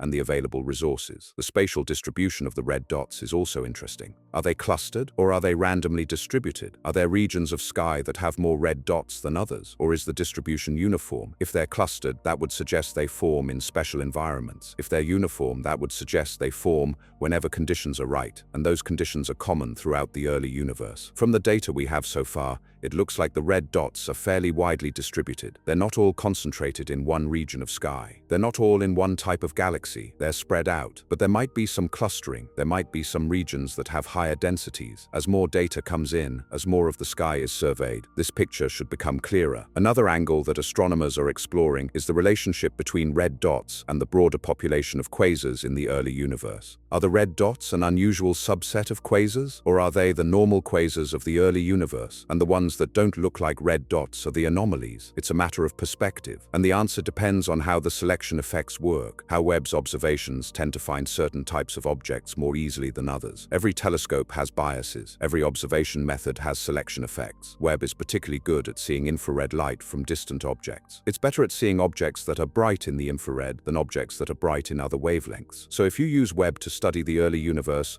you're biased toward finding infrared bright objects. Red dots happen to be infrared bright, so you find lots of them. But there might be plenty of other objects in the early universe that are not infrared bright. Objects that Webb would miss, objects that other telescopes might find, or objects that are so faint in every wavelength that no current telescope can detect them. Taking these selection effects into account is crucial for understanding the true population of objects in the early universe. It's a challenge that astronomers grapple with constantly. You have to figure out what your telescope can see and what it can't see. You have to account for your biases. You have to be careful about drawing conclusions about the overall population of objects based on what you actually observe. Because what you observe is always filtered through the capabilities and limitations of your instruments. That said, even accounting for selection effects, the little red dots are surprising. They're numerous enough and they're extreme enough that they represent a genuine challenge to our models of the early universe. They're not going away. They're not going to be explained by selection effects alone. Something real is going on, something that our current models don't fully capture, and that's driving an enormous amount of research right now. Papers are being written, simulations are being run, theorists are proposing new mechanisms, observers are gathering more data. It's a full-court press. The entire astronomy community is trying to understand these objects, and that's because understanding the little red dots is going to teach us something fundamental. It's going to teach us about black hole formation. It's going to teach us about the early universe. It's going to teach us about how the cosmos evolved from the simple conditions just after the Big Bang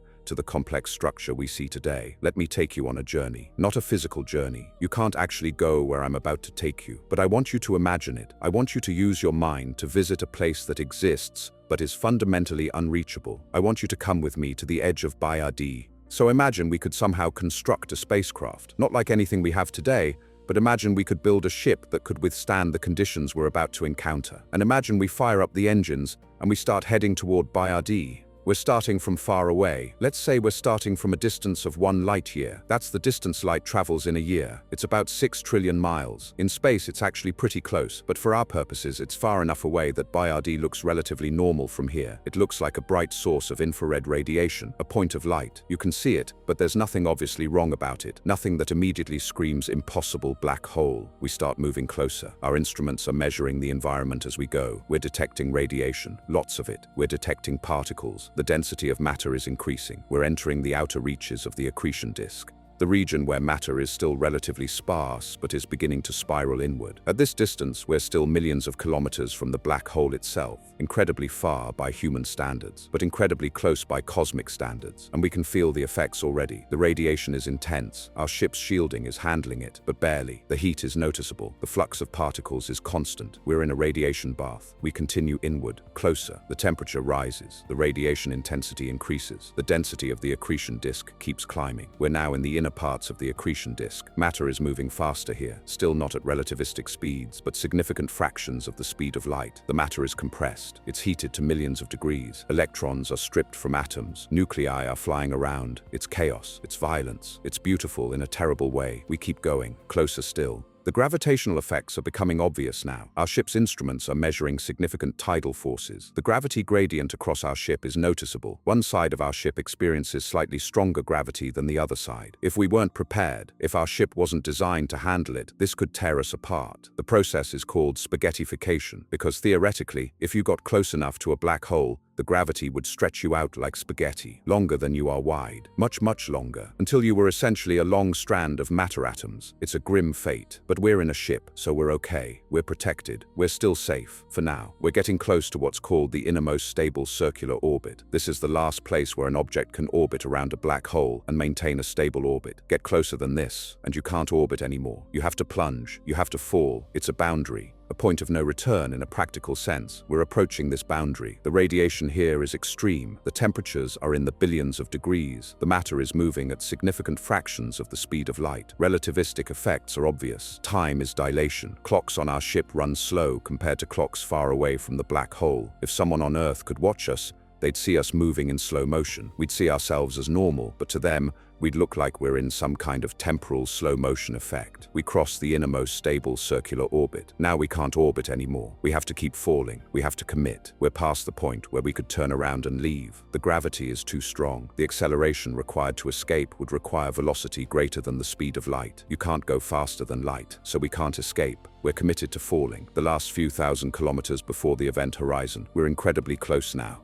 The radiation is almost unbearable. Our instruments are being overwhelmed. The tidal forces are extreme. Our ship is being stretched. We're barely maintaining structural integrity. The gravitational acceleration we're experiencing is enormous. The force pulling us inward is relentless. But we're still outside the event horizon. We can still turn back, theoretically, if we had the energy, if we had the ability. But we don't. We're falling too fast. We're committed, and then we cross it. The event horizon, the point of no return, the boundary of the black hole. Once you cross, you're done. There's no escaping. No signal you send can get out. The light from our ship, if we turned on our lights, that light would be trapped. It would be pulled inward too. It would never escape. But here's the thing. At the moment of crossing, nothing special happens to you. If you were falling into a supermassive black hole like BRD's, a black hole with 100 million solar masses, the tidal forces right at the event horizon wouldn't immediately shred you. The gravity gradient, while extreme, wouldn't instantly kill you. You could theoretically cross the event horizon of a supermassive black hole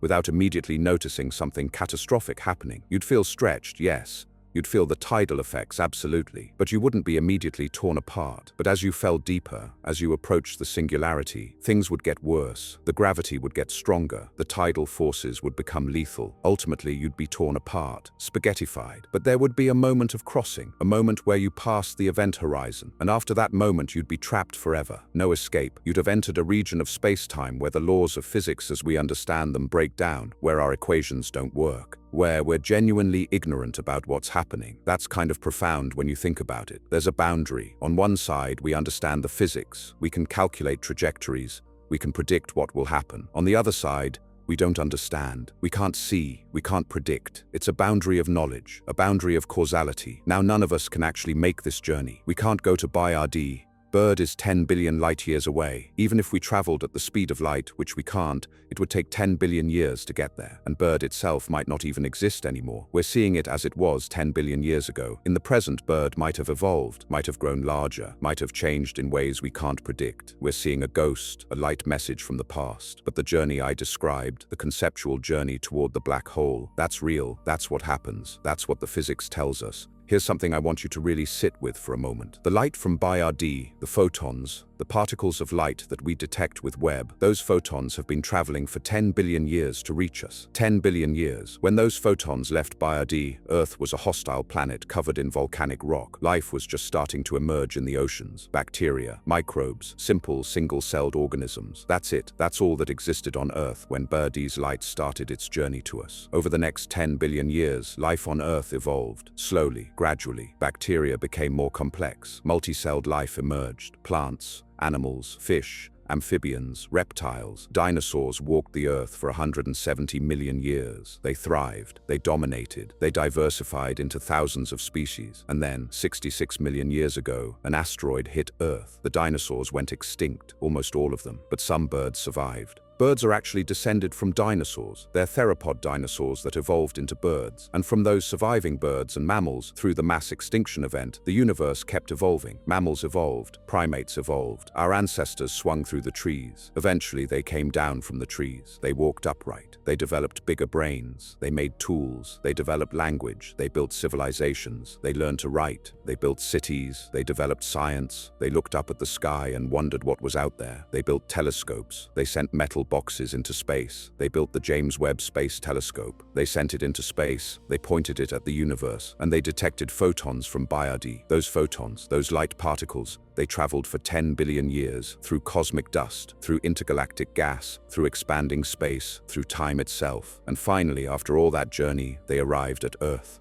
They were collected by a telescope, they were focused on instruments, they were measured and analyzed, and a team of astronomers looked at that data and said, this doesn't fit our models, this doesn't match our expectations, this is something new, this is something we don't understand. That's the story of those photons, that's the narrative, and you're part of it. You're part of the universe that created the James Webb Space Telescope. You're part of the civilization that looked out and asked questions. You're part of the species that figured out how to detect photons that have been traveling for 10 billion years. You're part of this moment in cosmic history where we're discovering that the universe is more complex, more surprising, more mysterious than we thought. Here's another angle on this. Every atom in your body, right now, was created in a star. Carbon, oxygen, nitrogen, calcium, iron, all of it. It all came from stellar nucleosynthesis, stars fusing hydrogen into heavier elements, creating complexity, creating the chemistry that makes life possible. When those stars died, they exploded. They scattered their atoms across space. Those atoms formed new stars, new planets, our solar system, our planet. And eventually those atoms became you. So there's a direct connection between you and the stars, between you and the universe. You're made of star stuff. You're made of the remnants of dead stars. You're made of the universe looking at itself.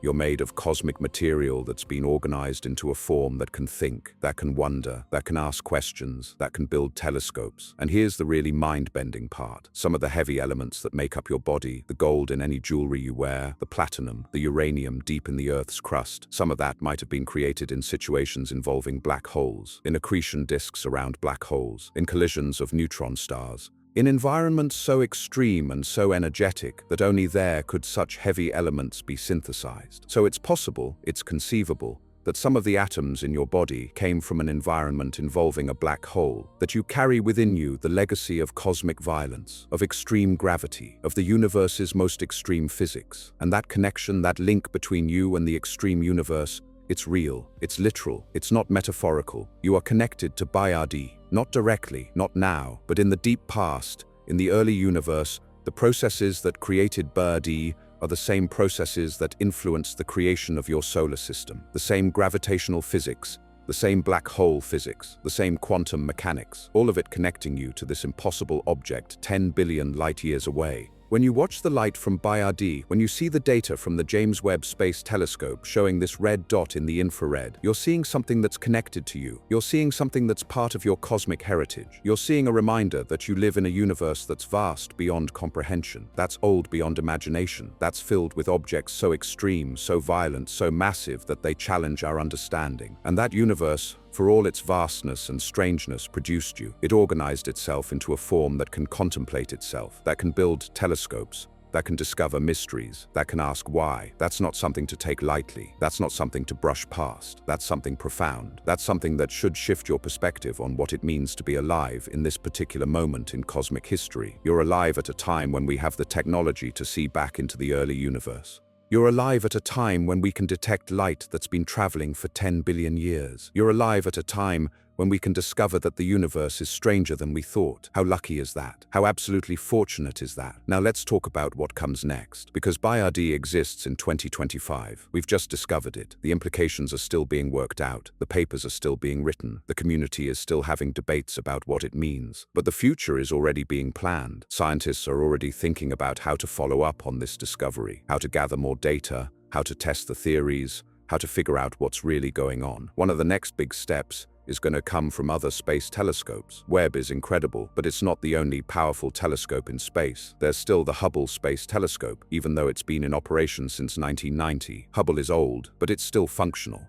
It can still take observations, and Hubble can see invisible light and ultraviolet in ways that Webb can't. If you combine Hubble observations with Webb observations, you get a more complete picture. You get data across multiple wavelengths, and that multi-wavelength data is crucial for understanding what an object like Bayardi really is. The Nancy Grace Roman Space Telescope is going to launch relatively soon. Roman is designed to be the successor to Hubble in some ways. It's going to have better resolution than Hubble in visible and infrared light. It's going to be able to survey large areas of sky faster than Webb, and it's going to be able to detect fainter objects. When Roman comes online, it's going to find even more red dots. It's going to find more birds. It's going to find more extreme objects. The catalog is going to expand even more, and as it expands, the patterns are going to become clearer. We're going to start to understand whether Bayardi is an anomaly or whether it's representative of a whole population. From the ground, There are massive new telescopes being built. The extremely large telescope in Chile is going to be the largest ground-based optical telescope ever built. Its mirror is going to be 39 meters in diameter. That's huge. The resolution of the ELT is going to be incredible. It's going to be able to see details that no ground-based telescope has ever seen before. And while the ELT isn't specifically designed for infrared work like Webb is, it can still contribute observations that help us understand early universe objects. There's also the Vera Rubin Observatory, which is going to survey huge swaths of the sky repeatedly, looking for things that change, looking for transients, looking for objects that move or vary in brightness. That kind of survey data can help us understand the population of objects in the early universe. It can help us find more red dots. It can help us understand their properties and their distribution. The interesting thing about all this is that it's coordinated. It's not random. There's an international community of astronomers who are aware of the BIRD discovery, who understand its implications, and who are planning observations specifically to follow up on it. There are telescope time allocation committees that are considering proposals for observations of BIRD and similar objects. There are teams organizing themselves to gather multi-wavelength data. There's enthusiasm, there's momentum. This is not a dead issue. This is an active area of research. Now here's something that's kind of fascinating from a scientific method perspective. When you have a mystery like BIRD,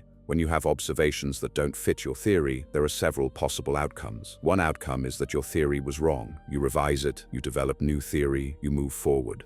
That's the outcome scientists usually hope for, because it means they've learned something new. The universe has taught them something they didn't know. But there's another possible outcome. Your theory was fine, but you misunderstood the observations. Maybe there's a systematic error. Maybe there's a way to interpret the data that you hadn't considered. Maybe the object is not actually what you thought it was, and you revise your understanding of the observations instead of revising your theory. This outcome happens sometimes. It's less common because observational data is usually pretty robust, but it happens. And then there's a third possible outcome. You keep gathering data, you keep observing, and eventually the mystery resolves itself in some unexpected way. You discover that the object is actually two objects that were too close together to distinguish, or you discover that there's an artifact in the data, or you discover that the object evolved or changed in some way that you didn't expect. Something unexpected resolves the mystery. With BRD, we don't know yet which of these outcomes will come to pass. It could be that our understanding of black hole formation is genuinely incomplete, and we'll have to revise it. It could be that there's a subtlety in how we're interpreting the spectroscopic data that we're missing. It could be that as more data comes in, something unexpected will happen that changes how we think about the whole thing. That's the beauty of science, though. You don't know until you look. You don't know until you gather the evidence.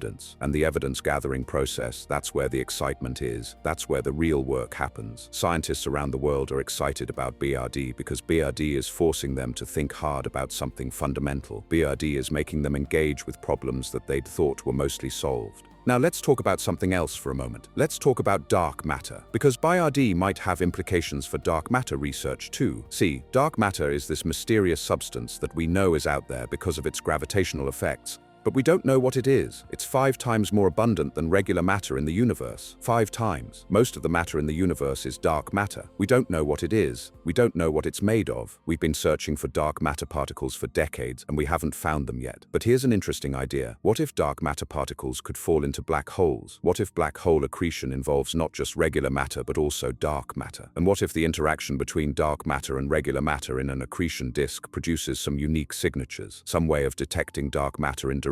There's been some theoretical work on this. The idea of dark matter capture by black holes, the idea that dark matter accumulation around black holes could change how the black holes grow, could change the accretion disk properties, could change the observable signatures. It's speculative, it's theoretical, but it's worth exploring. And if BIRD's properties could be explained by dark matter interactions in the accretion disk, that would be revolutionary. That would connect 2 of the biggest mysteries in physics, black hole formation and dark matter. It would be profound. Probably that's not what's happening. Probably BRD is best explained by one of the mechanisms we've already discussed, but you never know. The universe might surprise you. The universe might reveal connections that nobody predicted. There's also the question of what BIRD means for the broader cosmic structure. Remember how I said that if 1 in 100 galaxies in the early universe had a little red dot, you'd be looking at billions of these objects throughout the cosmos? Well, what does that mean for the evolution of the universe? If black holes were more abundant early on, if they were more massive early on, if they were more active early on, how would that affect galaxy formation? How would that affect the distribution of galaxies? How would that affect where and how stars formed? Black hole feedback is a huge deal in galaxy formation theory. The radiation and jets from actively feeding black holes can heat up gas, can prevent star formation, can blow gas out of galaxies entirely. It's a feedback mechanism,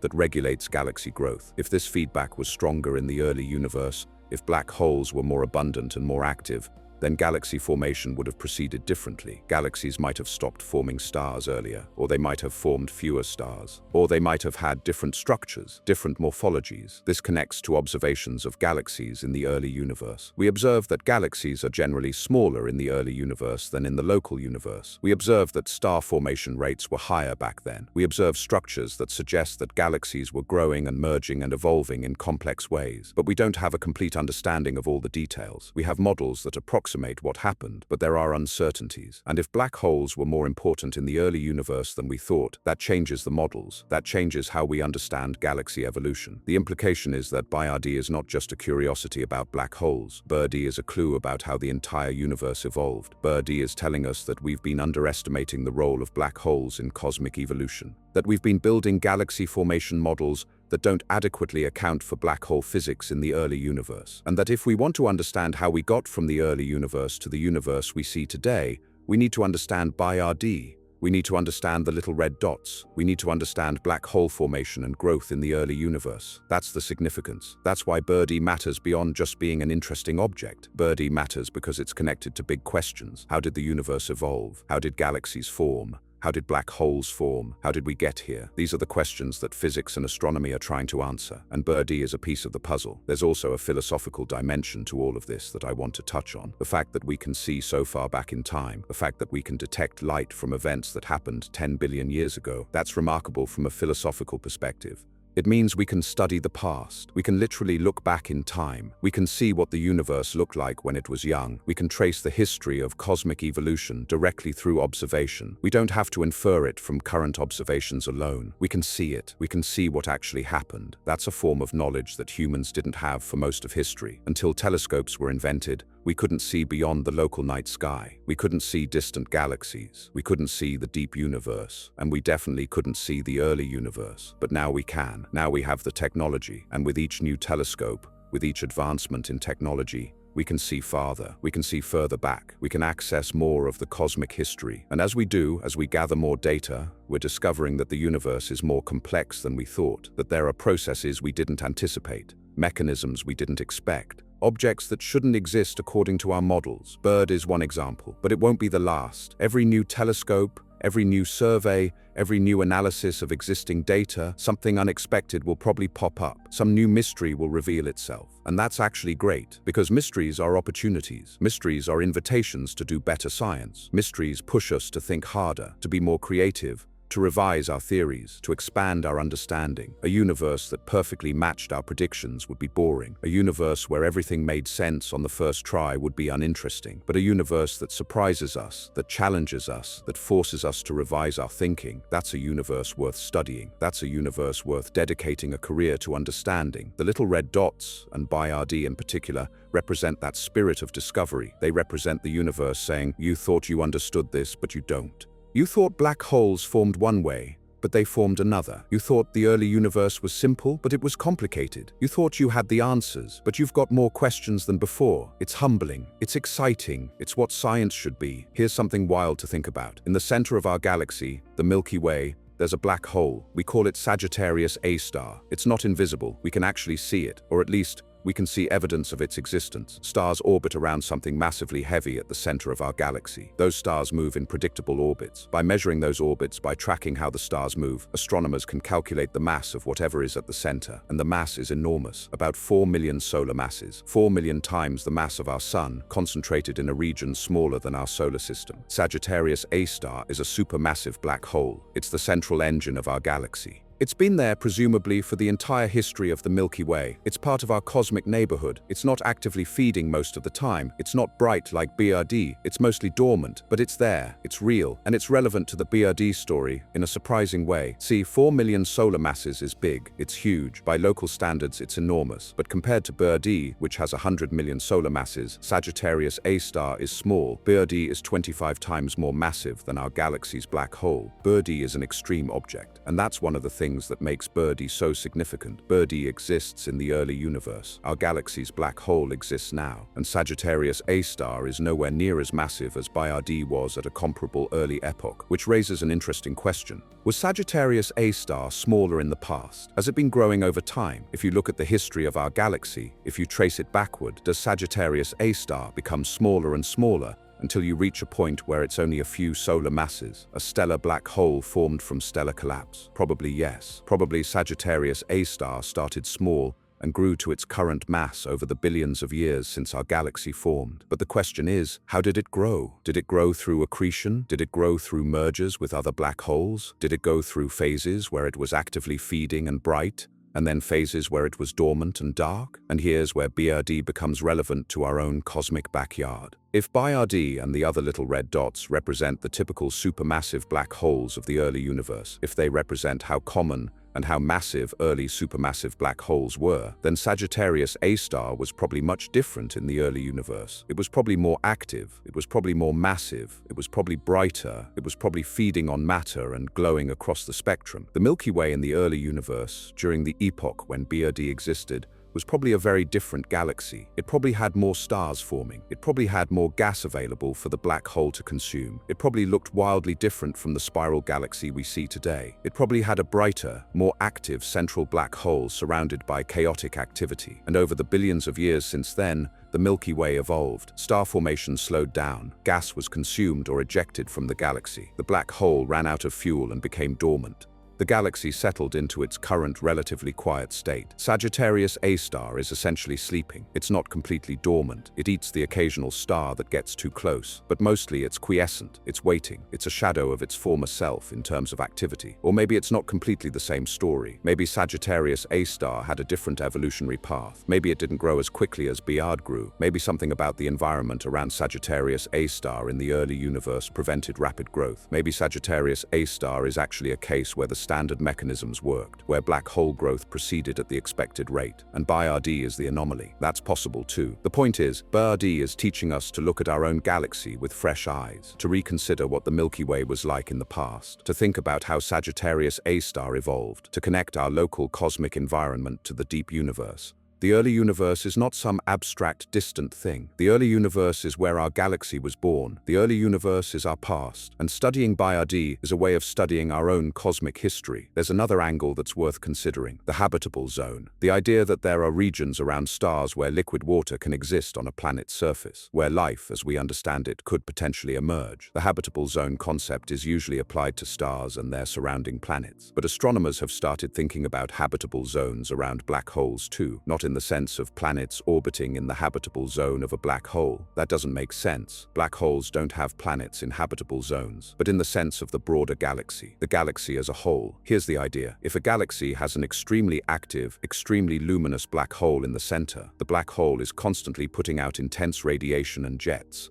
That radiation heats the gas in the galaxy. It disrupts star formation. It might blow gas out of the galaxy entirely. In this environment, planets that might otherwise be habitable are rendered uninhabitable by the intense radiation. Life would have a very hard time emerging or persisting. On the other hand, if a galaxy has a dormant black hole like Sagittarius A star, the black hole is not putting out intense radiation. The galaxy can form stars peacefully. Gas can accumulate and cool. Planets can form around those stars. And if planets form in the right place, in the habitable zone around their star, life might emerge, life might persist. So there's an idea that galaxies with dormant central black holes are more likely to harbor life than galaxies with actively feeding central black holes. And if that's true, if galaxies with quiescent black holes are more life-friendly than galaxies with active black holes, then the early universe, where BRD and the other little red dots existed, where most galaxies had actively feeding black holes, the early universe was probably a pretty hostile place for life. Life was probably rare in the early universe. Habitable planets were probably rare. But as time went on, as the universe aged, as black holes ran out of fuel and became dormant, the universe became a more hospitable place for life. The universe became more life-friendly. And only in the later epochs, when black holes had largely quieted down, did life become common. Did planets become habitable? Did civilizations emerge? We might be living in what you could call the life epoch of the universe. The epoch where life is common. The epoch where habitable planets are abundant. The epoch where intelligent species can emerge and build telescopes and discover little red dots. The early universe, with its bright black holes and its hostile conditions,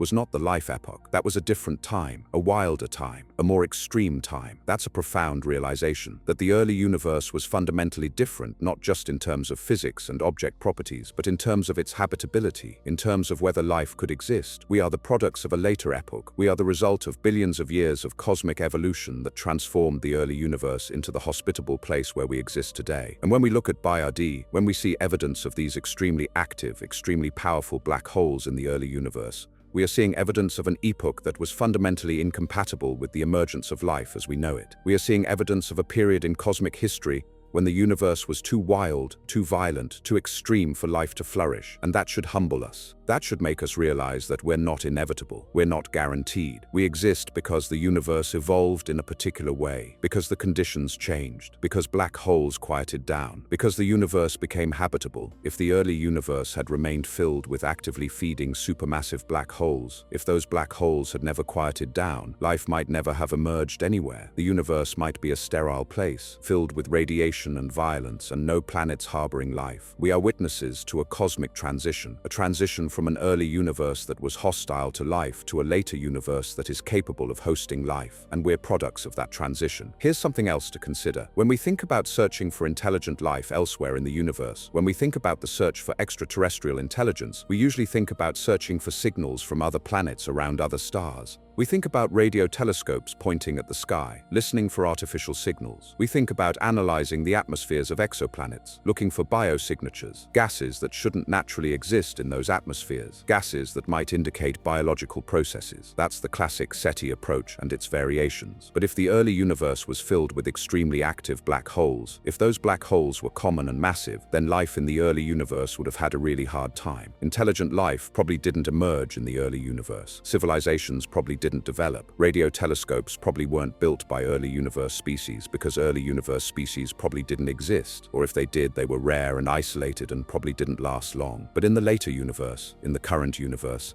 in the epoch where we exist, conditions are much better. Black holes have quieted down. Habitable planets are common. Life has had billions of years to develop. Intelligent species have had time to emerge. Civilizations have had time to build. That means that any intelligent life that exists in the universe today, any extraterrestrial civilization, is probably living in this later epoch too. They're probably dealing with a universe that looks somewhat similar to ours. They're probably living around a star in a galaxy with a relatively quiescent central black hole. That's actually an important realization for SETI. The universe we're searching for extraterrestrial life in is not the early universe, it's the current universe. A universe where conditions are comparatively stable, a universe where life has had time to develop. We're not looking for aliens in the early universe, we're looking for them in the current universe. And that changes the context. That changes the assumptions you make about where to look and what you expect to find. BIRD doesn't directly tell us where to find aliens, but BIRD does tell us something about the conditions that had to change for life to be possible anywhere. BIRD tells us that the universe had to evolve from a state where it was filled with violent black holes to a state where it was relatively peaceful. That evolution had to happen before life could flourish. And that means the universe is probably more habitable now than it was at any point in the past. That means if life exists anywhere, it probably exists now, not in the early universe. That's worth thinking about. That's worth sitting with. The implication is that we are living at a fortuitous time, a time in cosmic history when the universe is finally old enough, finally calm enough, finally habitable enough for intelligent life to emerge and flourish. A time when multiple civilizations might exist simultaneously. A time when first contact, if it happens, could happen. A time when we might actually make contact with other intelligent species because the conditions are right. Or maybe not. Maybe we're alone. Maybe life emerged only on Earth. Maybe the conditions were never right elsewhere. Maybe life is vanishingly rare. But at least the universe is hospitable enough for it to exist somewhere. The universe is not actively hostile to life the way it was in the early universe with all those bright black holes. That's an improvement. That's progress. Let's bring this all together. Because we've traveled a long way. We've gone from a little red dot in infrared observations to the deepest questions about how the universe works. We've connected BIRD to black hole physics, to galaxy formation, to the habitability of the cosmos, to the possibility of life elsewhere. We've connected BIRD to you, to your existence, to the atoms that make up your body. And now it's time to wrap this up, to bring it home, to tell you what this all means. 4 billion years before humans existed on Earth, before dinosaurs walked the planet, before any complex life had emerged from the oceans, BIRD was out there in space, a black hole, 100 million times more massive than our sun, feeding on matter, glowing intensely, sending out radiation that would travel through space for 10 billion years. Bird was doing its thing, existing, being impossible, breaking the rules of physics as we understood them. And for 10 billion years that light traveled. It crossed billions of light years of space. It passed through cosmic dust. It passed through intergalactic gas. It passed through the expanding space of the universe itself, getting redshifted, getting stretched, getting fainter. And on November 4th, 2025, that light finally reached Earth. It was collected by a telescope. It was analyzed, and a team of astronomers looked at it and said, "We don't understand this. This shouldn't exist." That moment, that discovery, that realization, it represents something profound. It represents a moment when humanity expanded its understanding of the cosmos, a moment when we realized we were wrong about something fundamental, a moment when the universe revealed a secret that had been hidden from us, waiting in the infrared spectrum for us to develop the technology to see it. And here's what I want you to understand. That discovery is not the end of the story. That discovery is the beginning. That discovery is opening a door. Behind that door is a deeper understanding of black holes. Behind that door is a better understanding of how galaxies form. Behind that door is a clearer picture of how the early universe worked. And we're just starting to open that door. In the next few years, as more telescopes gather data,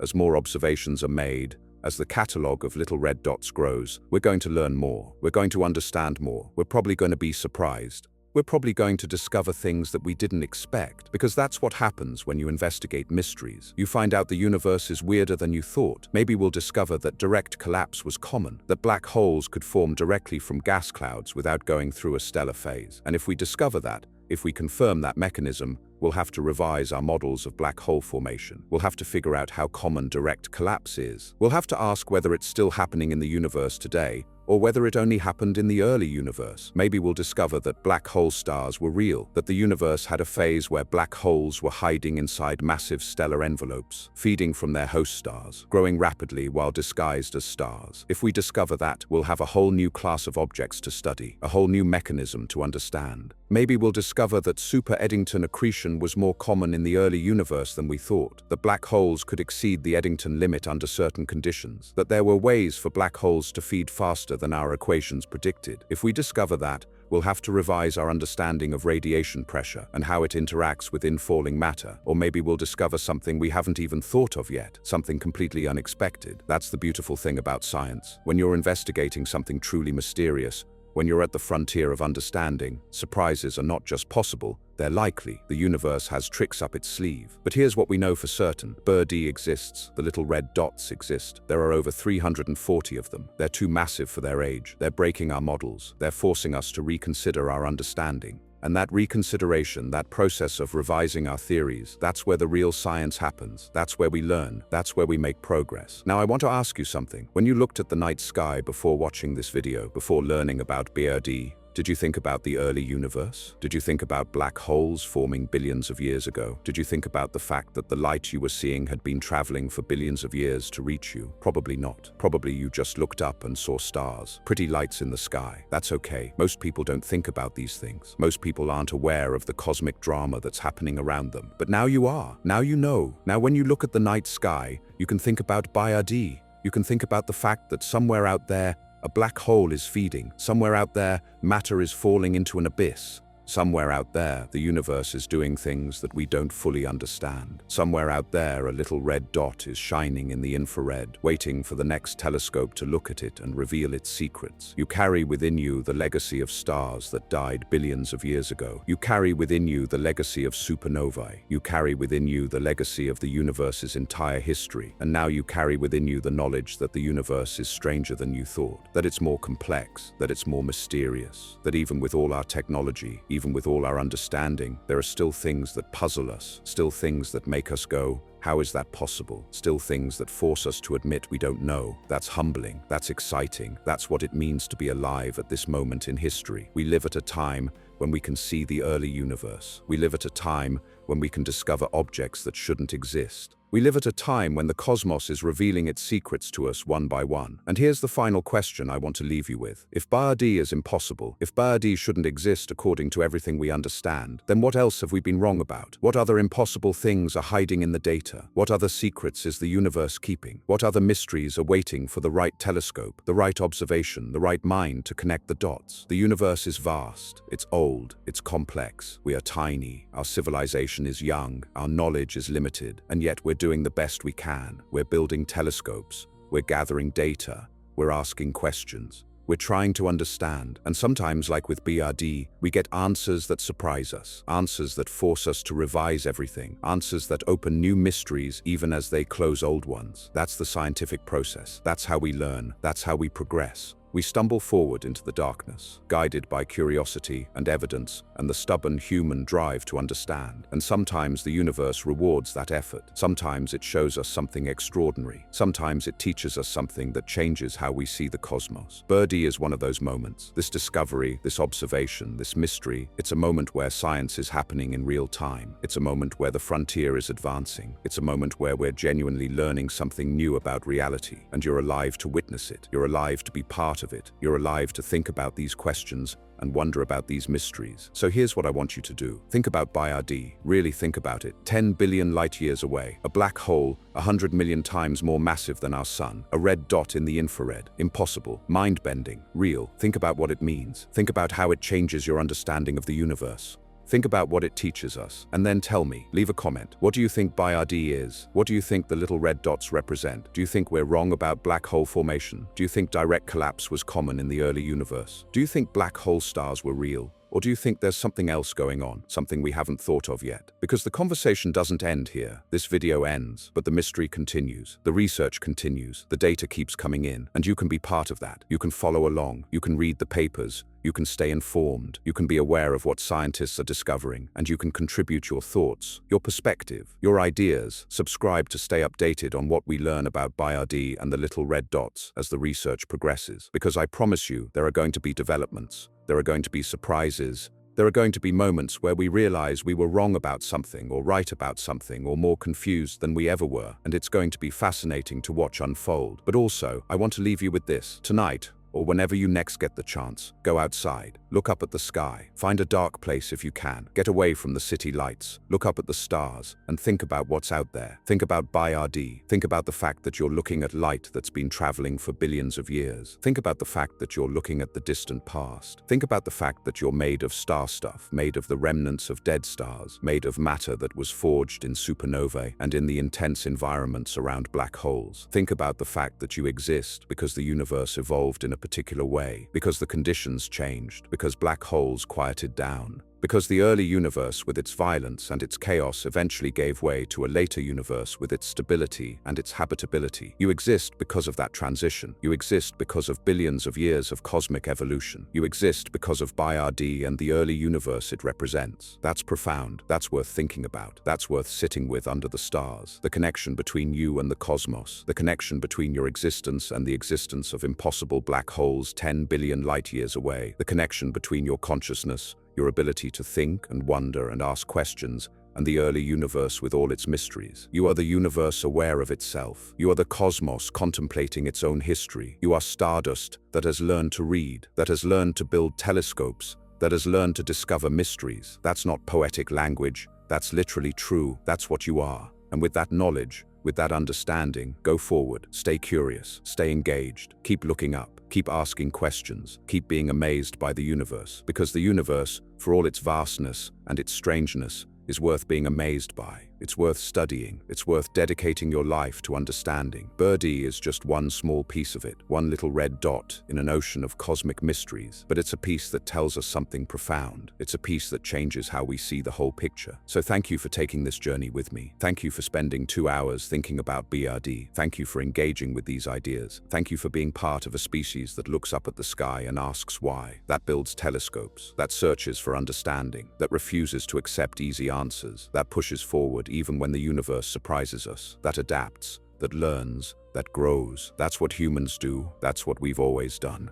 And that's what we'll keep doing as long as we're here, looking up, wondering, asking questions, building better tools discovering deeper mysteries, connecting the dots between the tiny and the vast, between the local and the cosmic, between your existence and the existence of objects like Bayard-D. The universe is waiting. The mysteries are waiting. Bayard-D is waiting, shining its light across 10 billion light-years, telling its story, revealing its secrets to anyone with the curiosity to listen. And you have that curiosity. You've proven it by watching this far. You've proven it by engaging with these ideas. You've proven it by letting your mind wander through the cosmos and contemplate things that seem impossible. So keep that curiosity alive. Keep asking questions. Keep looking up. Keep wondering. Because in doing so, you're participating in one of humanity's greatest endeavors, the quest to understand the universe, the quest to understand ourselves, the quest to understand our place in this vast, strange, beautiful cosmos. Bayard-D is waiting, the little red dots are waiting, the universe is waiting, and who knows what secrets they'll reveal next.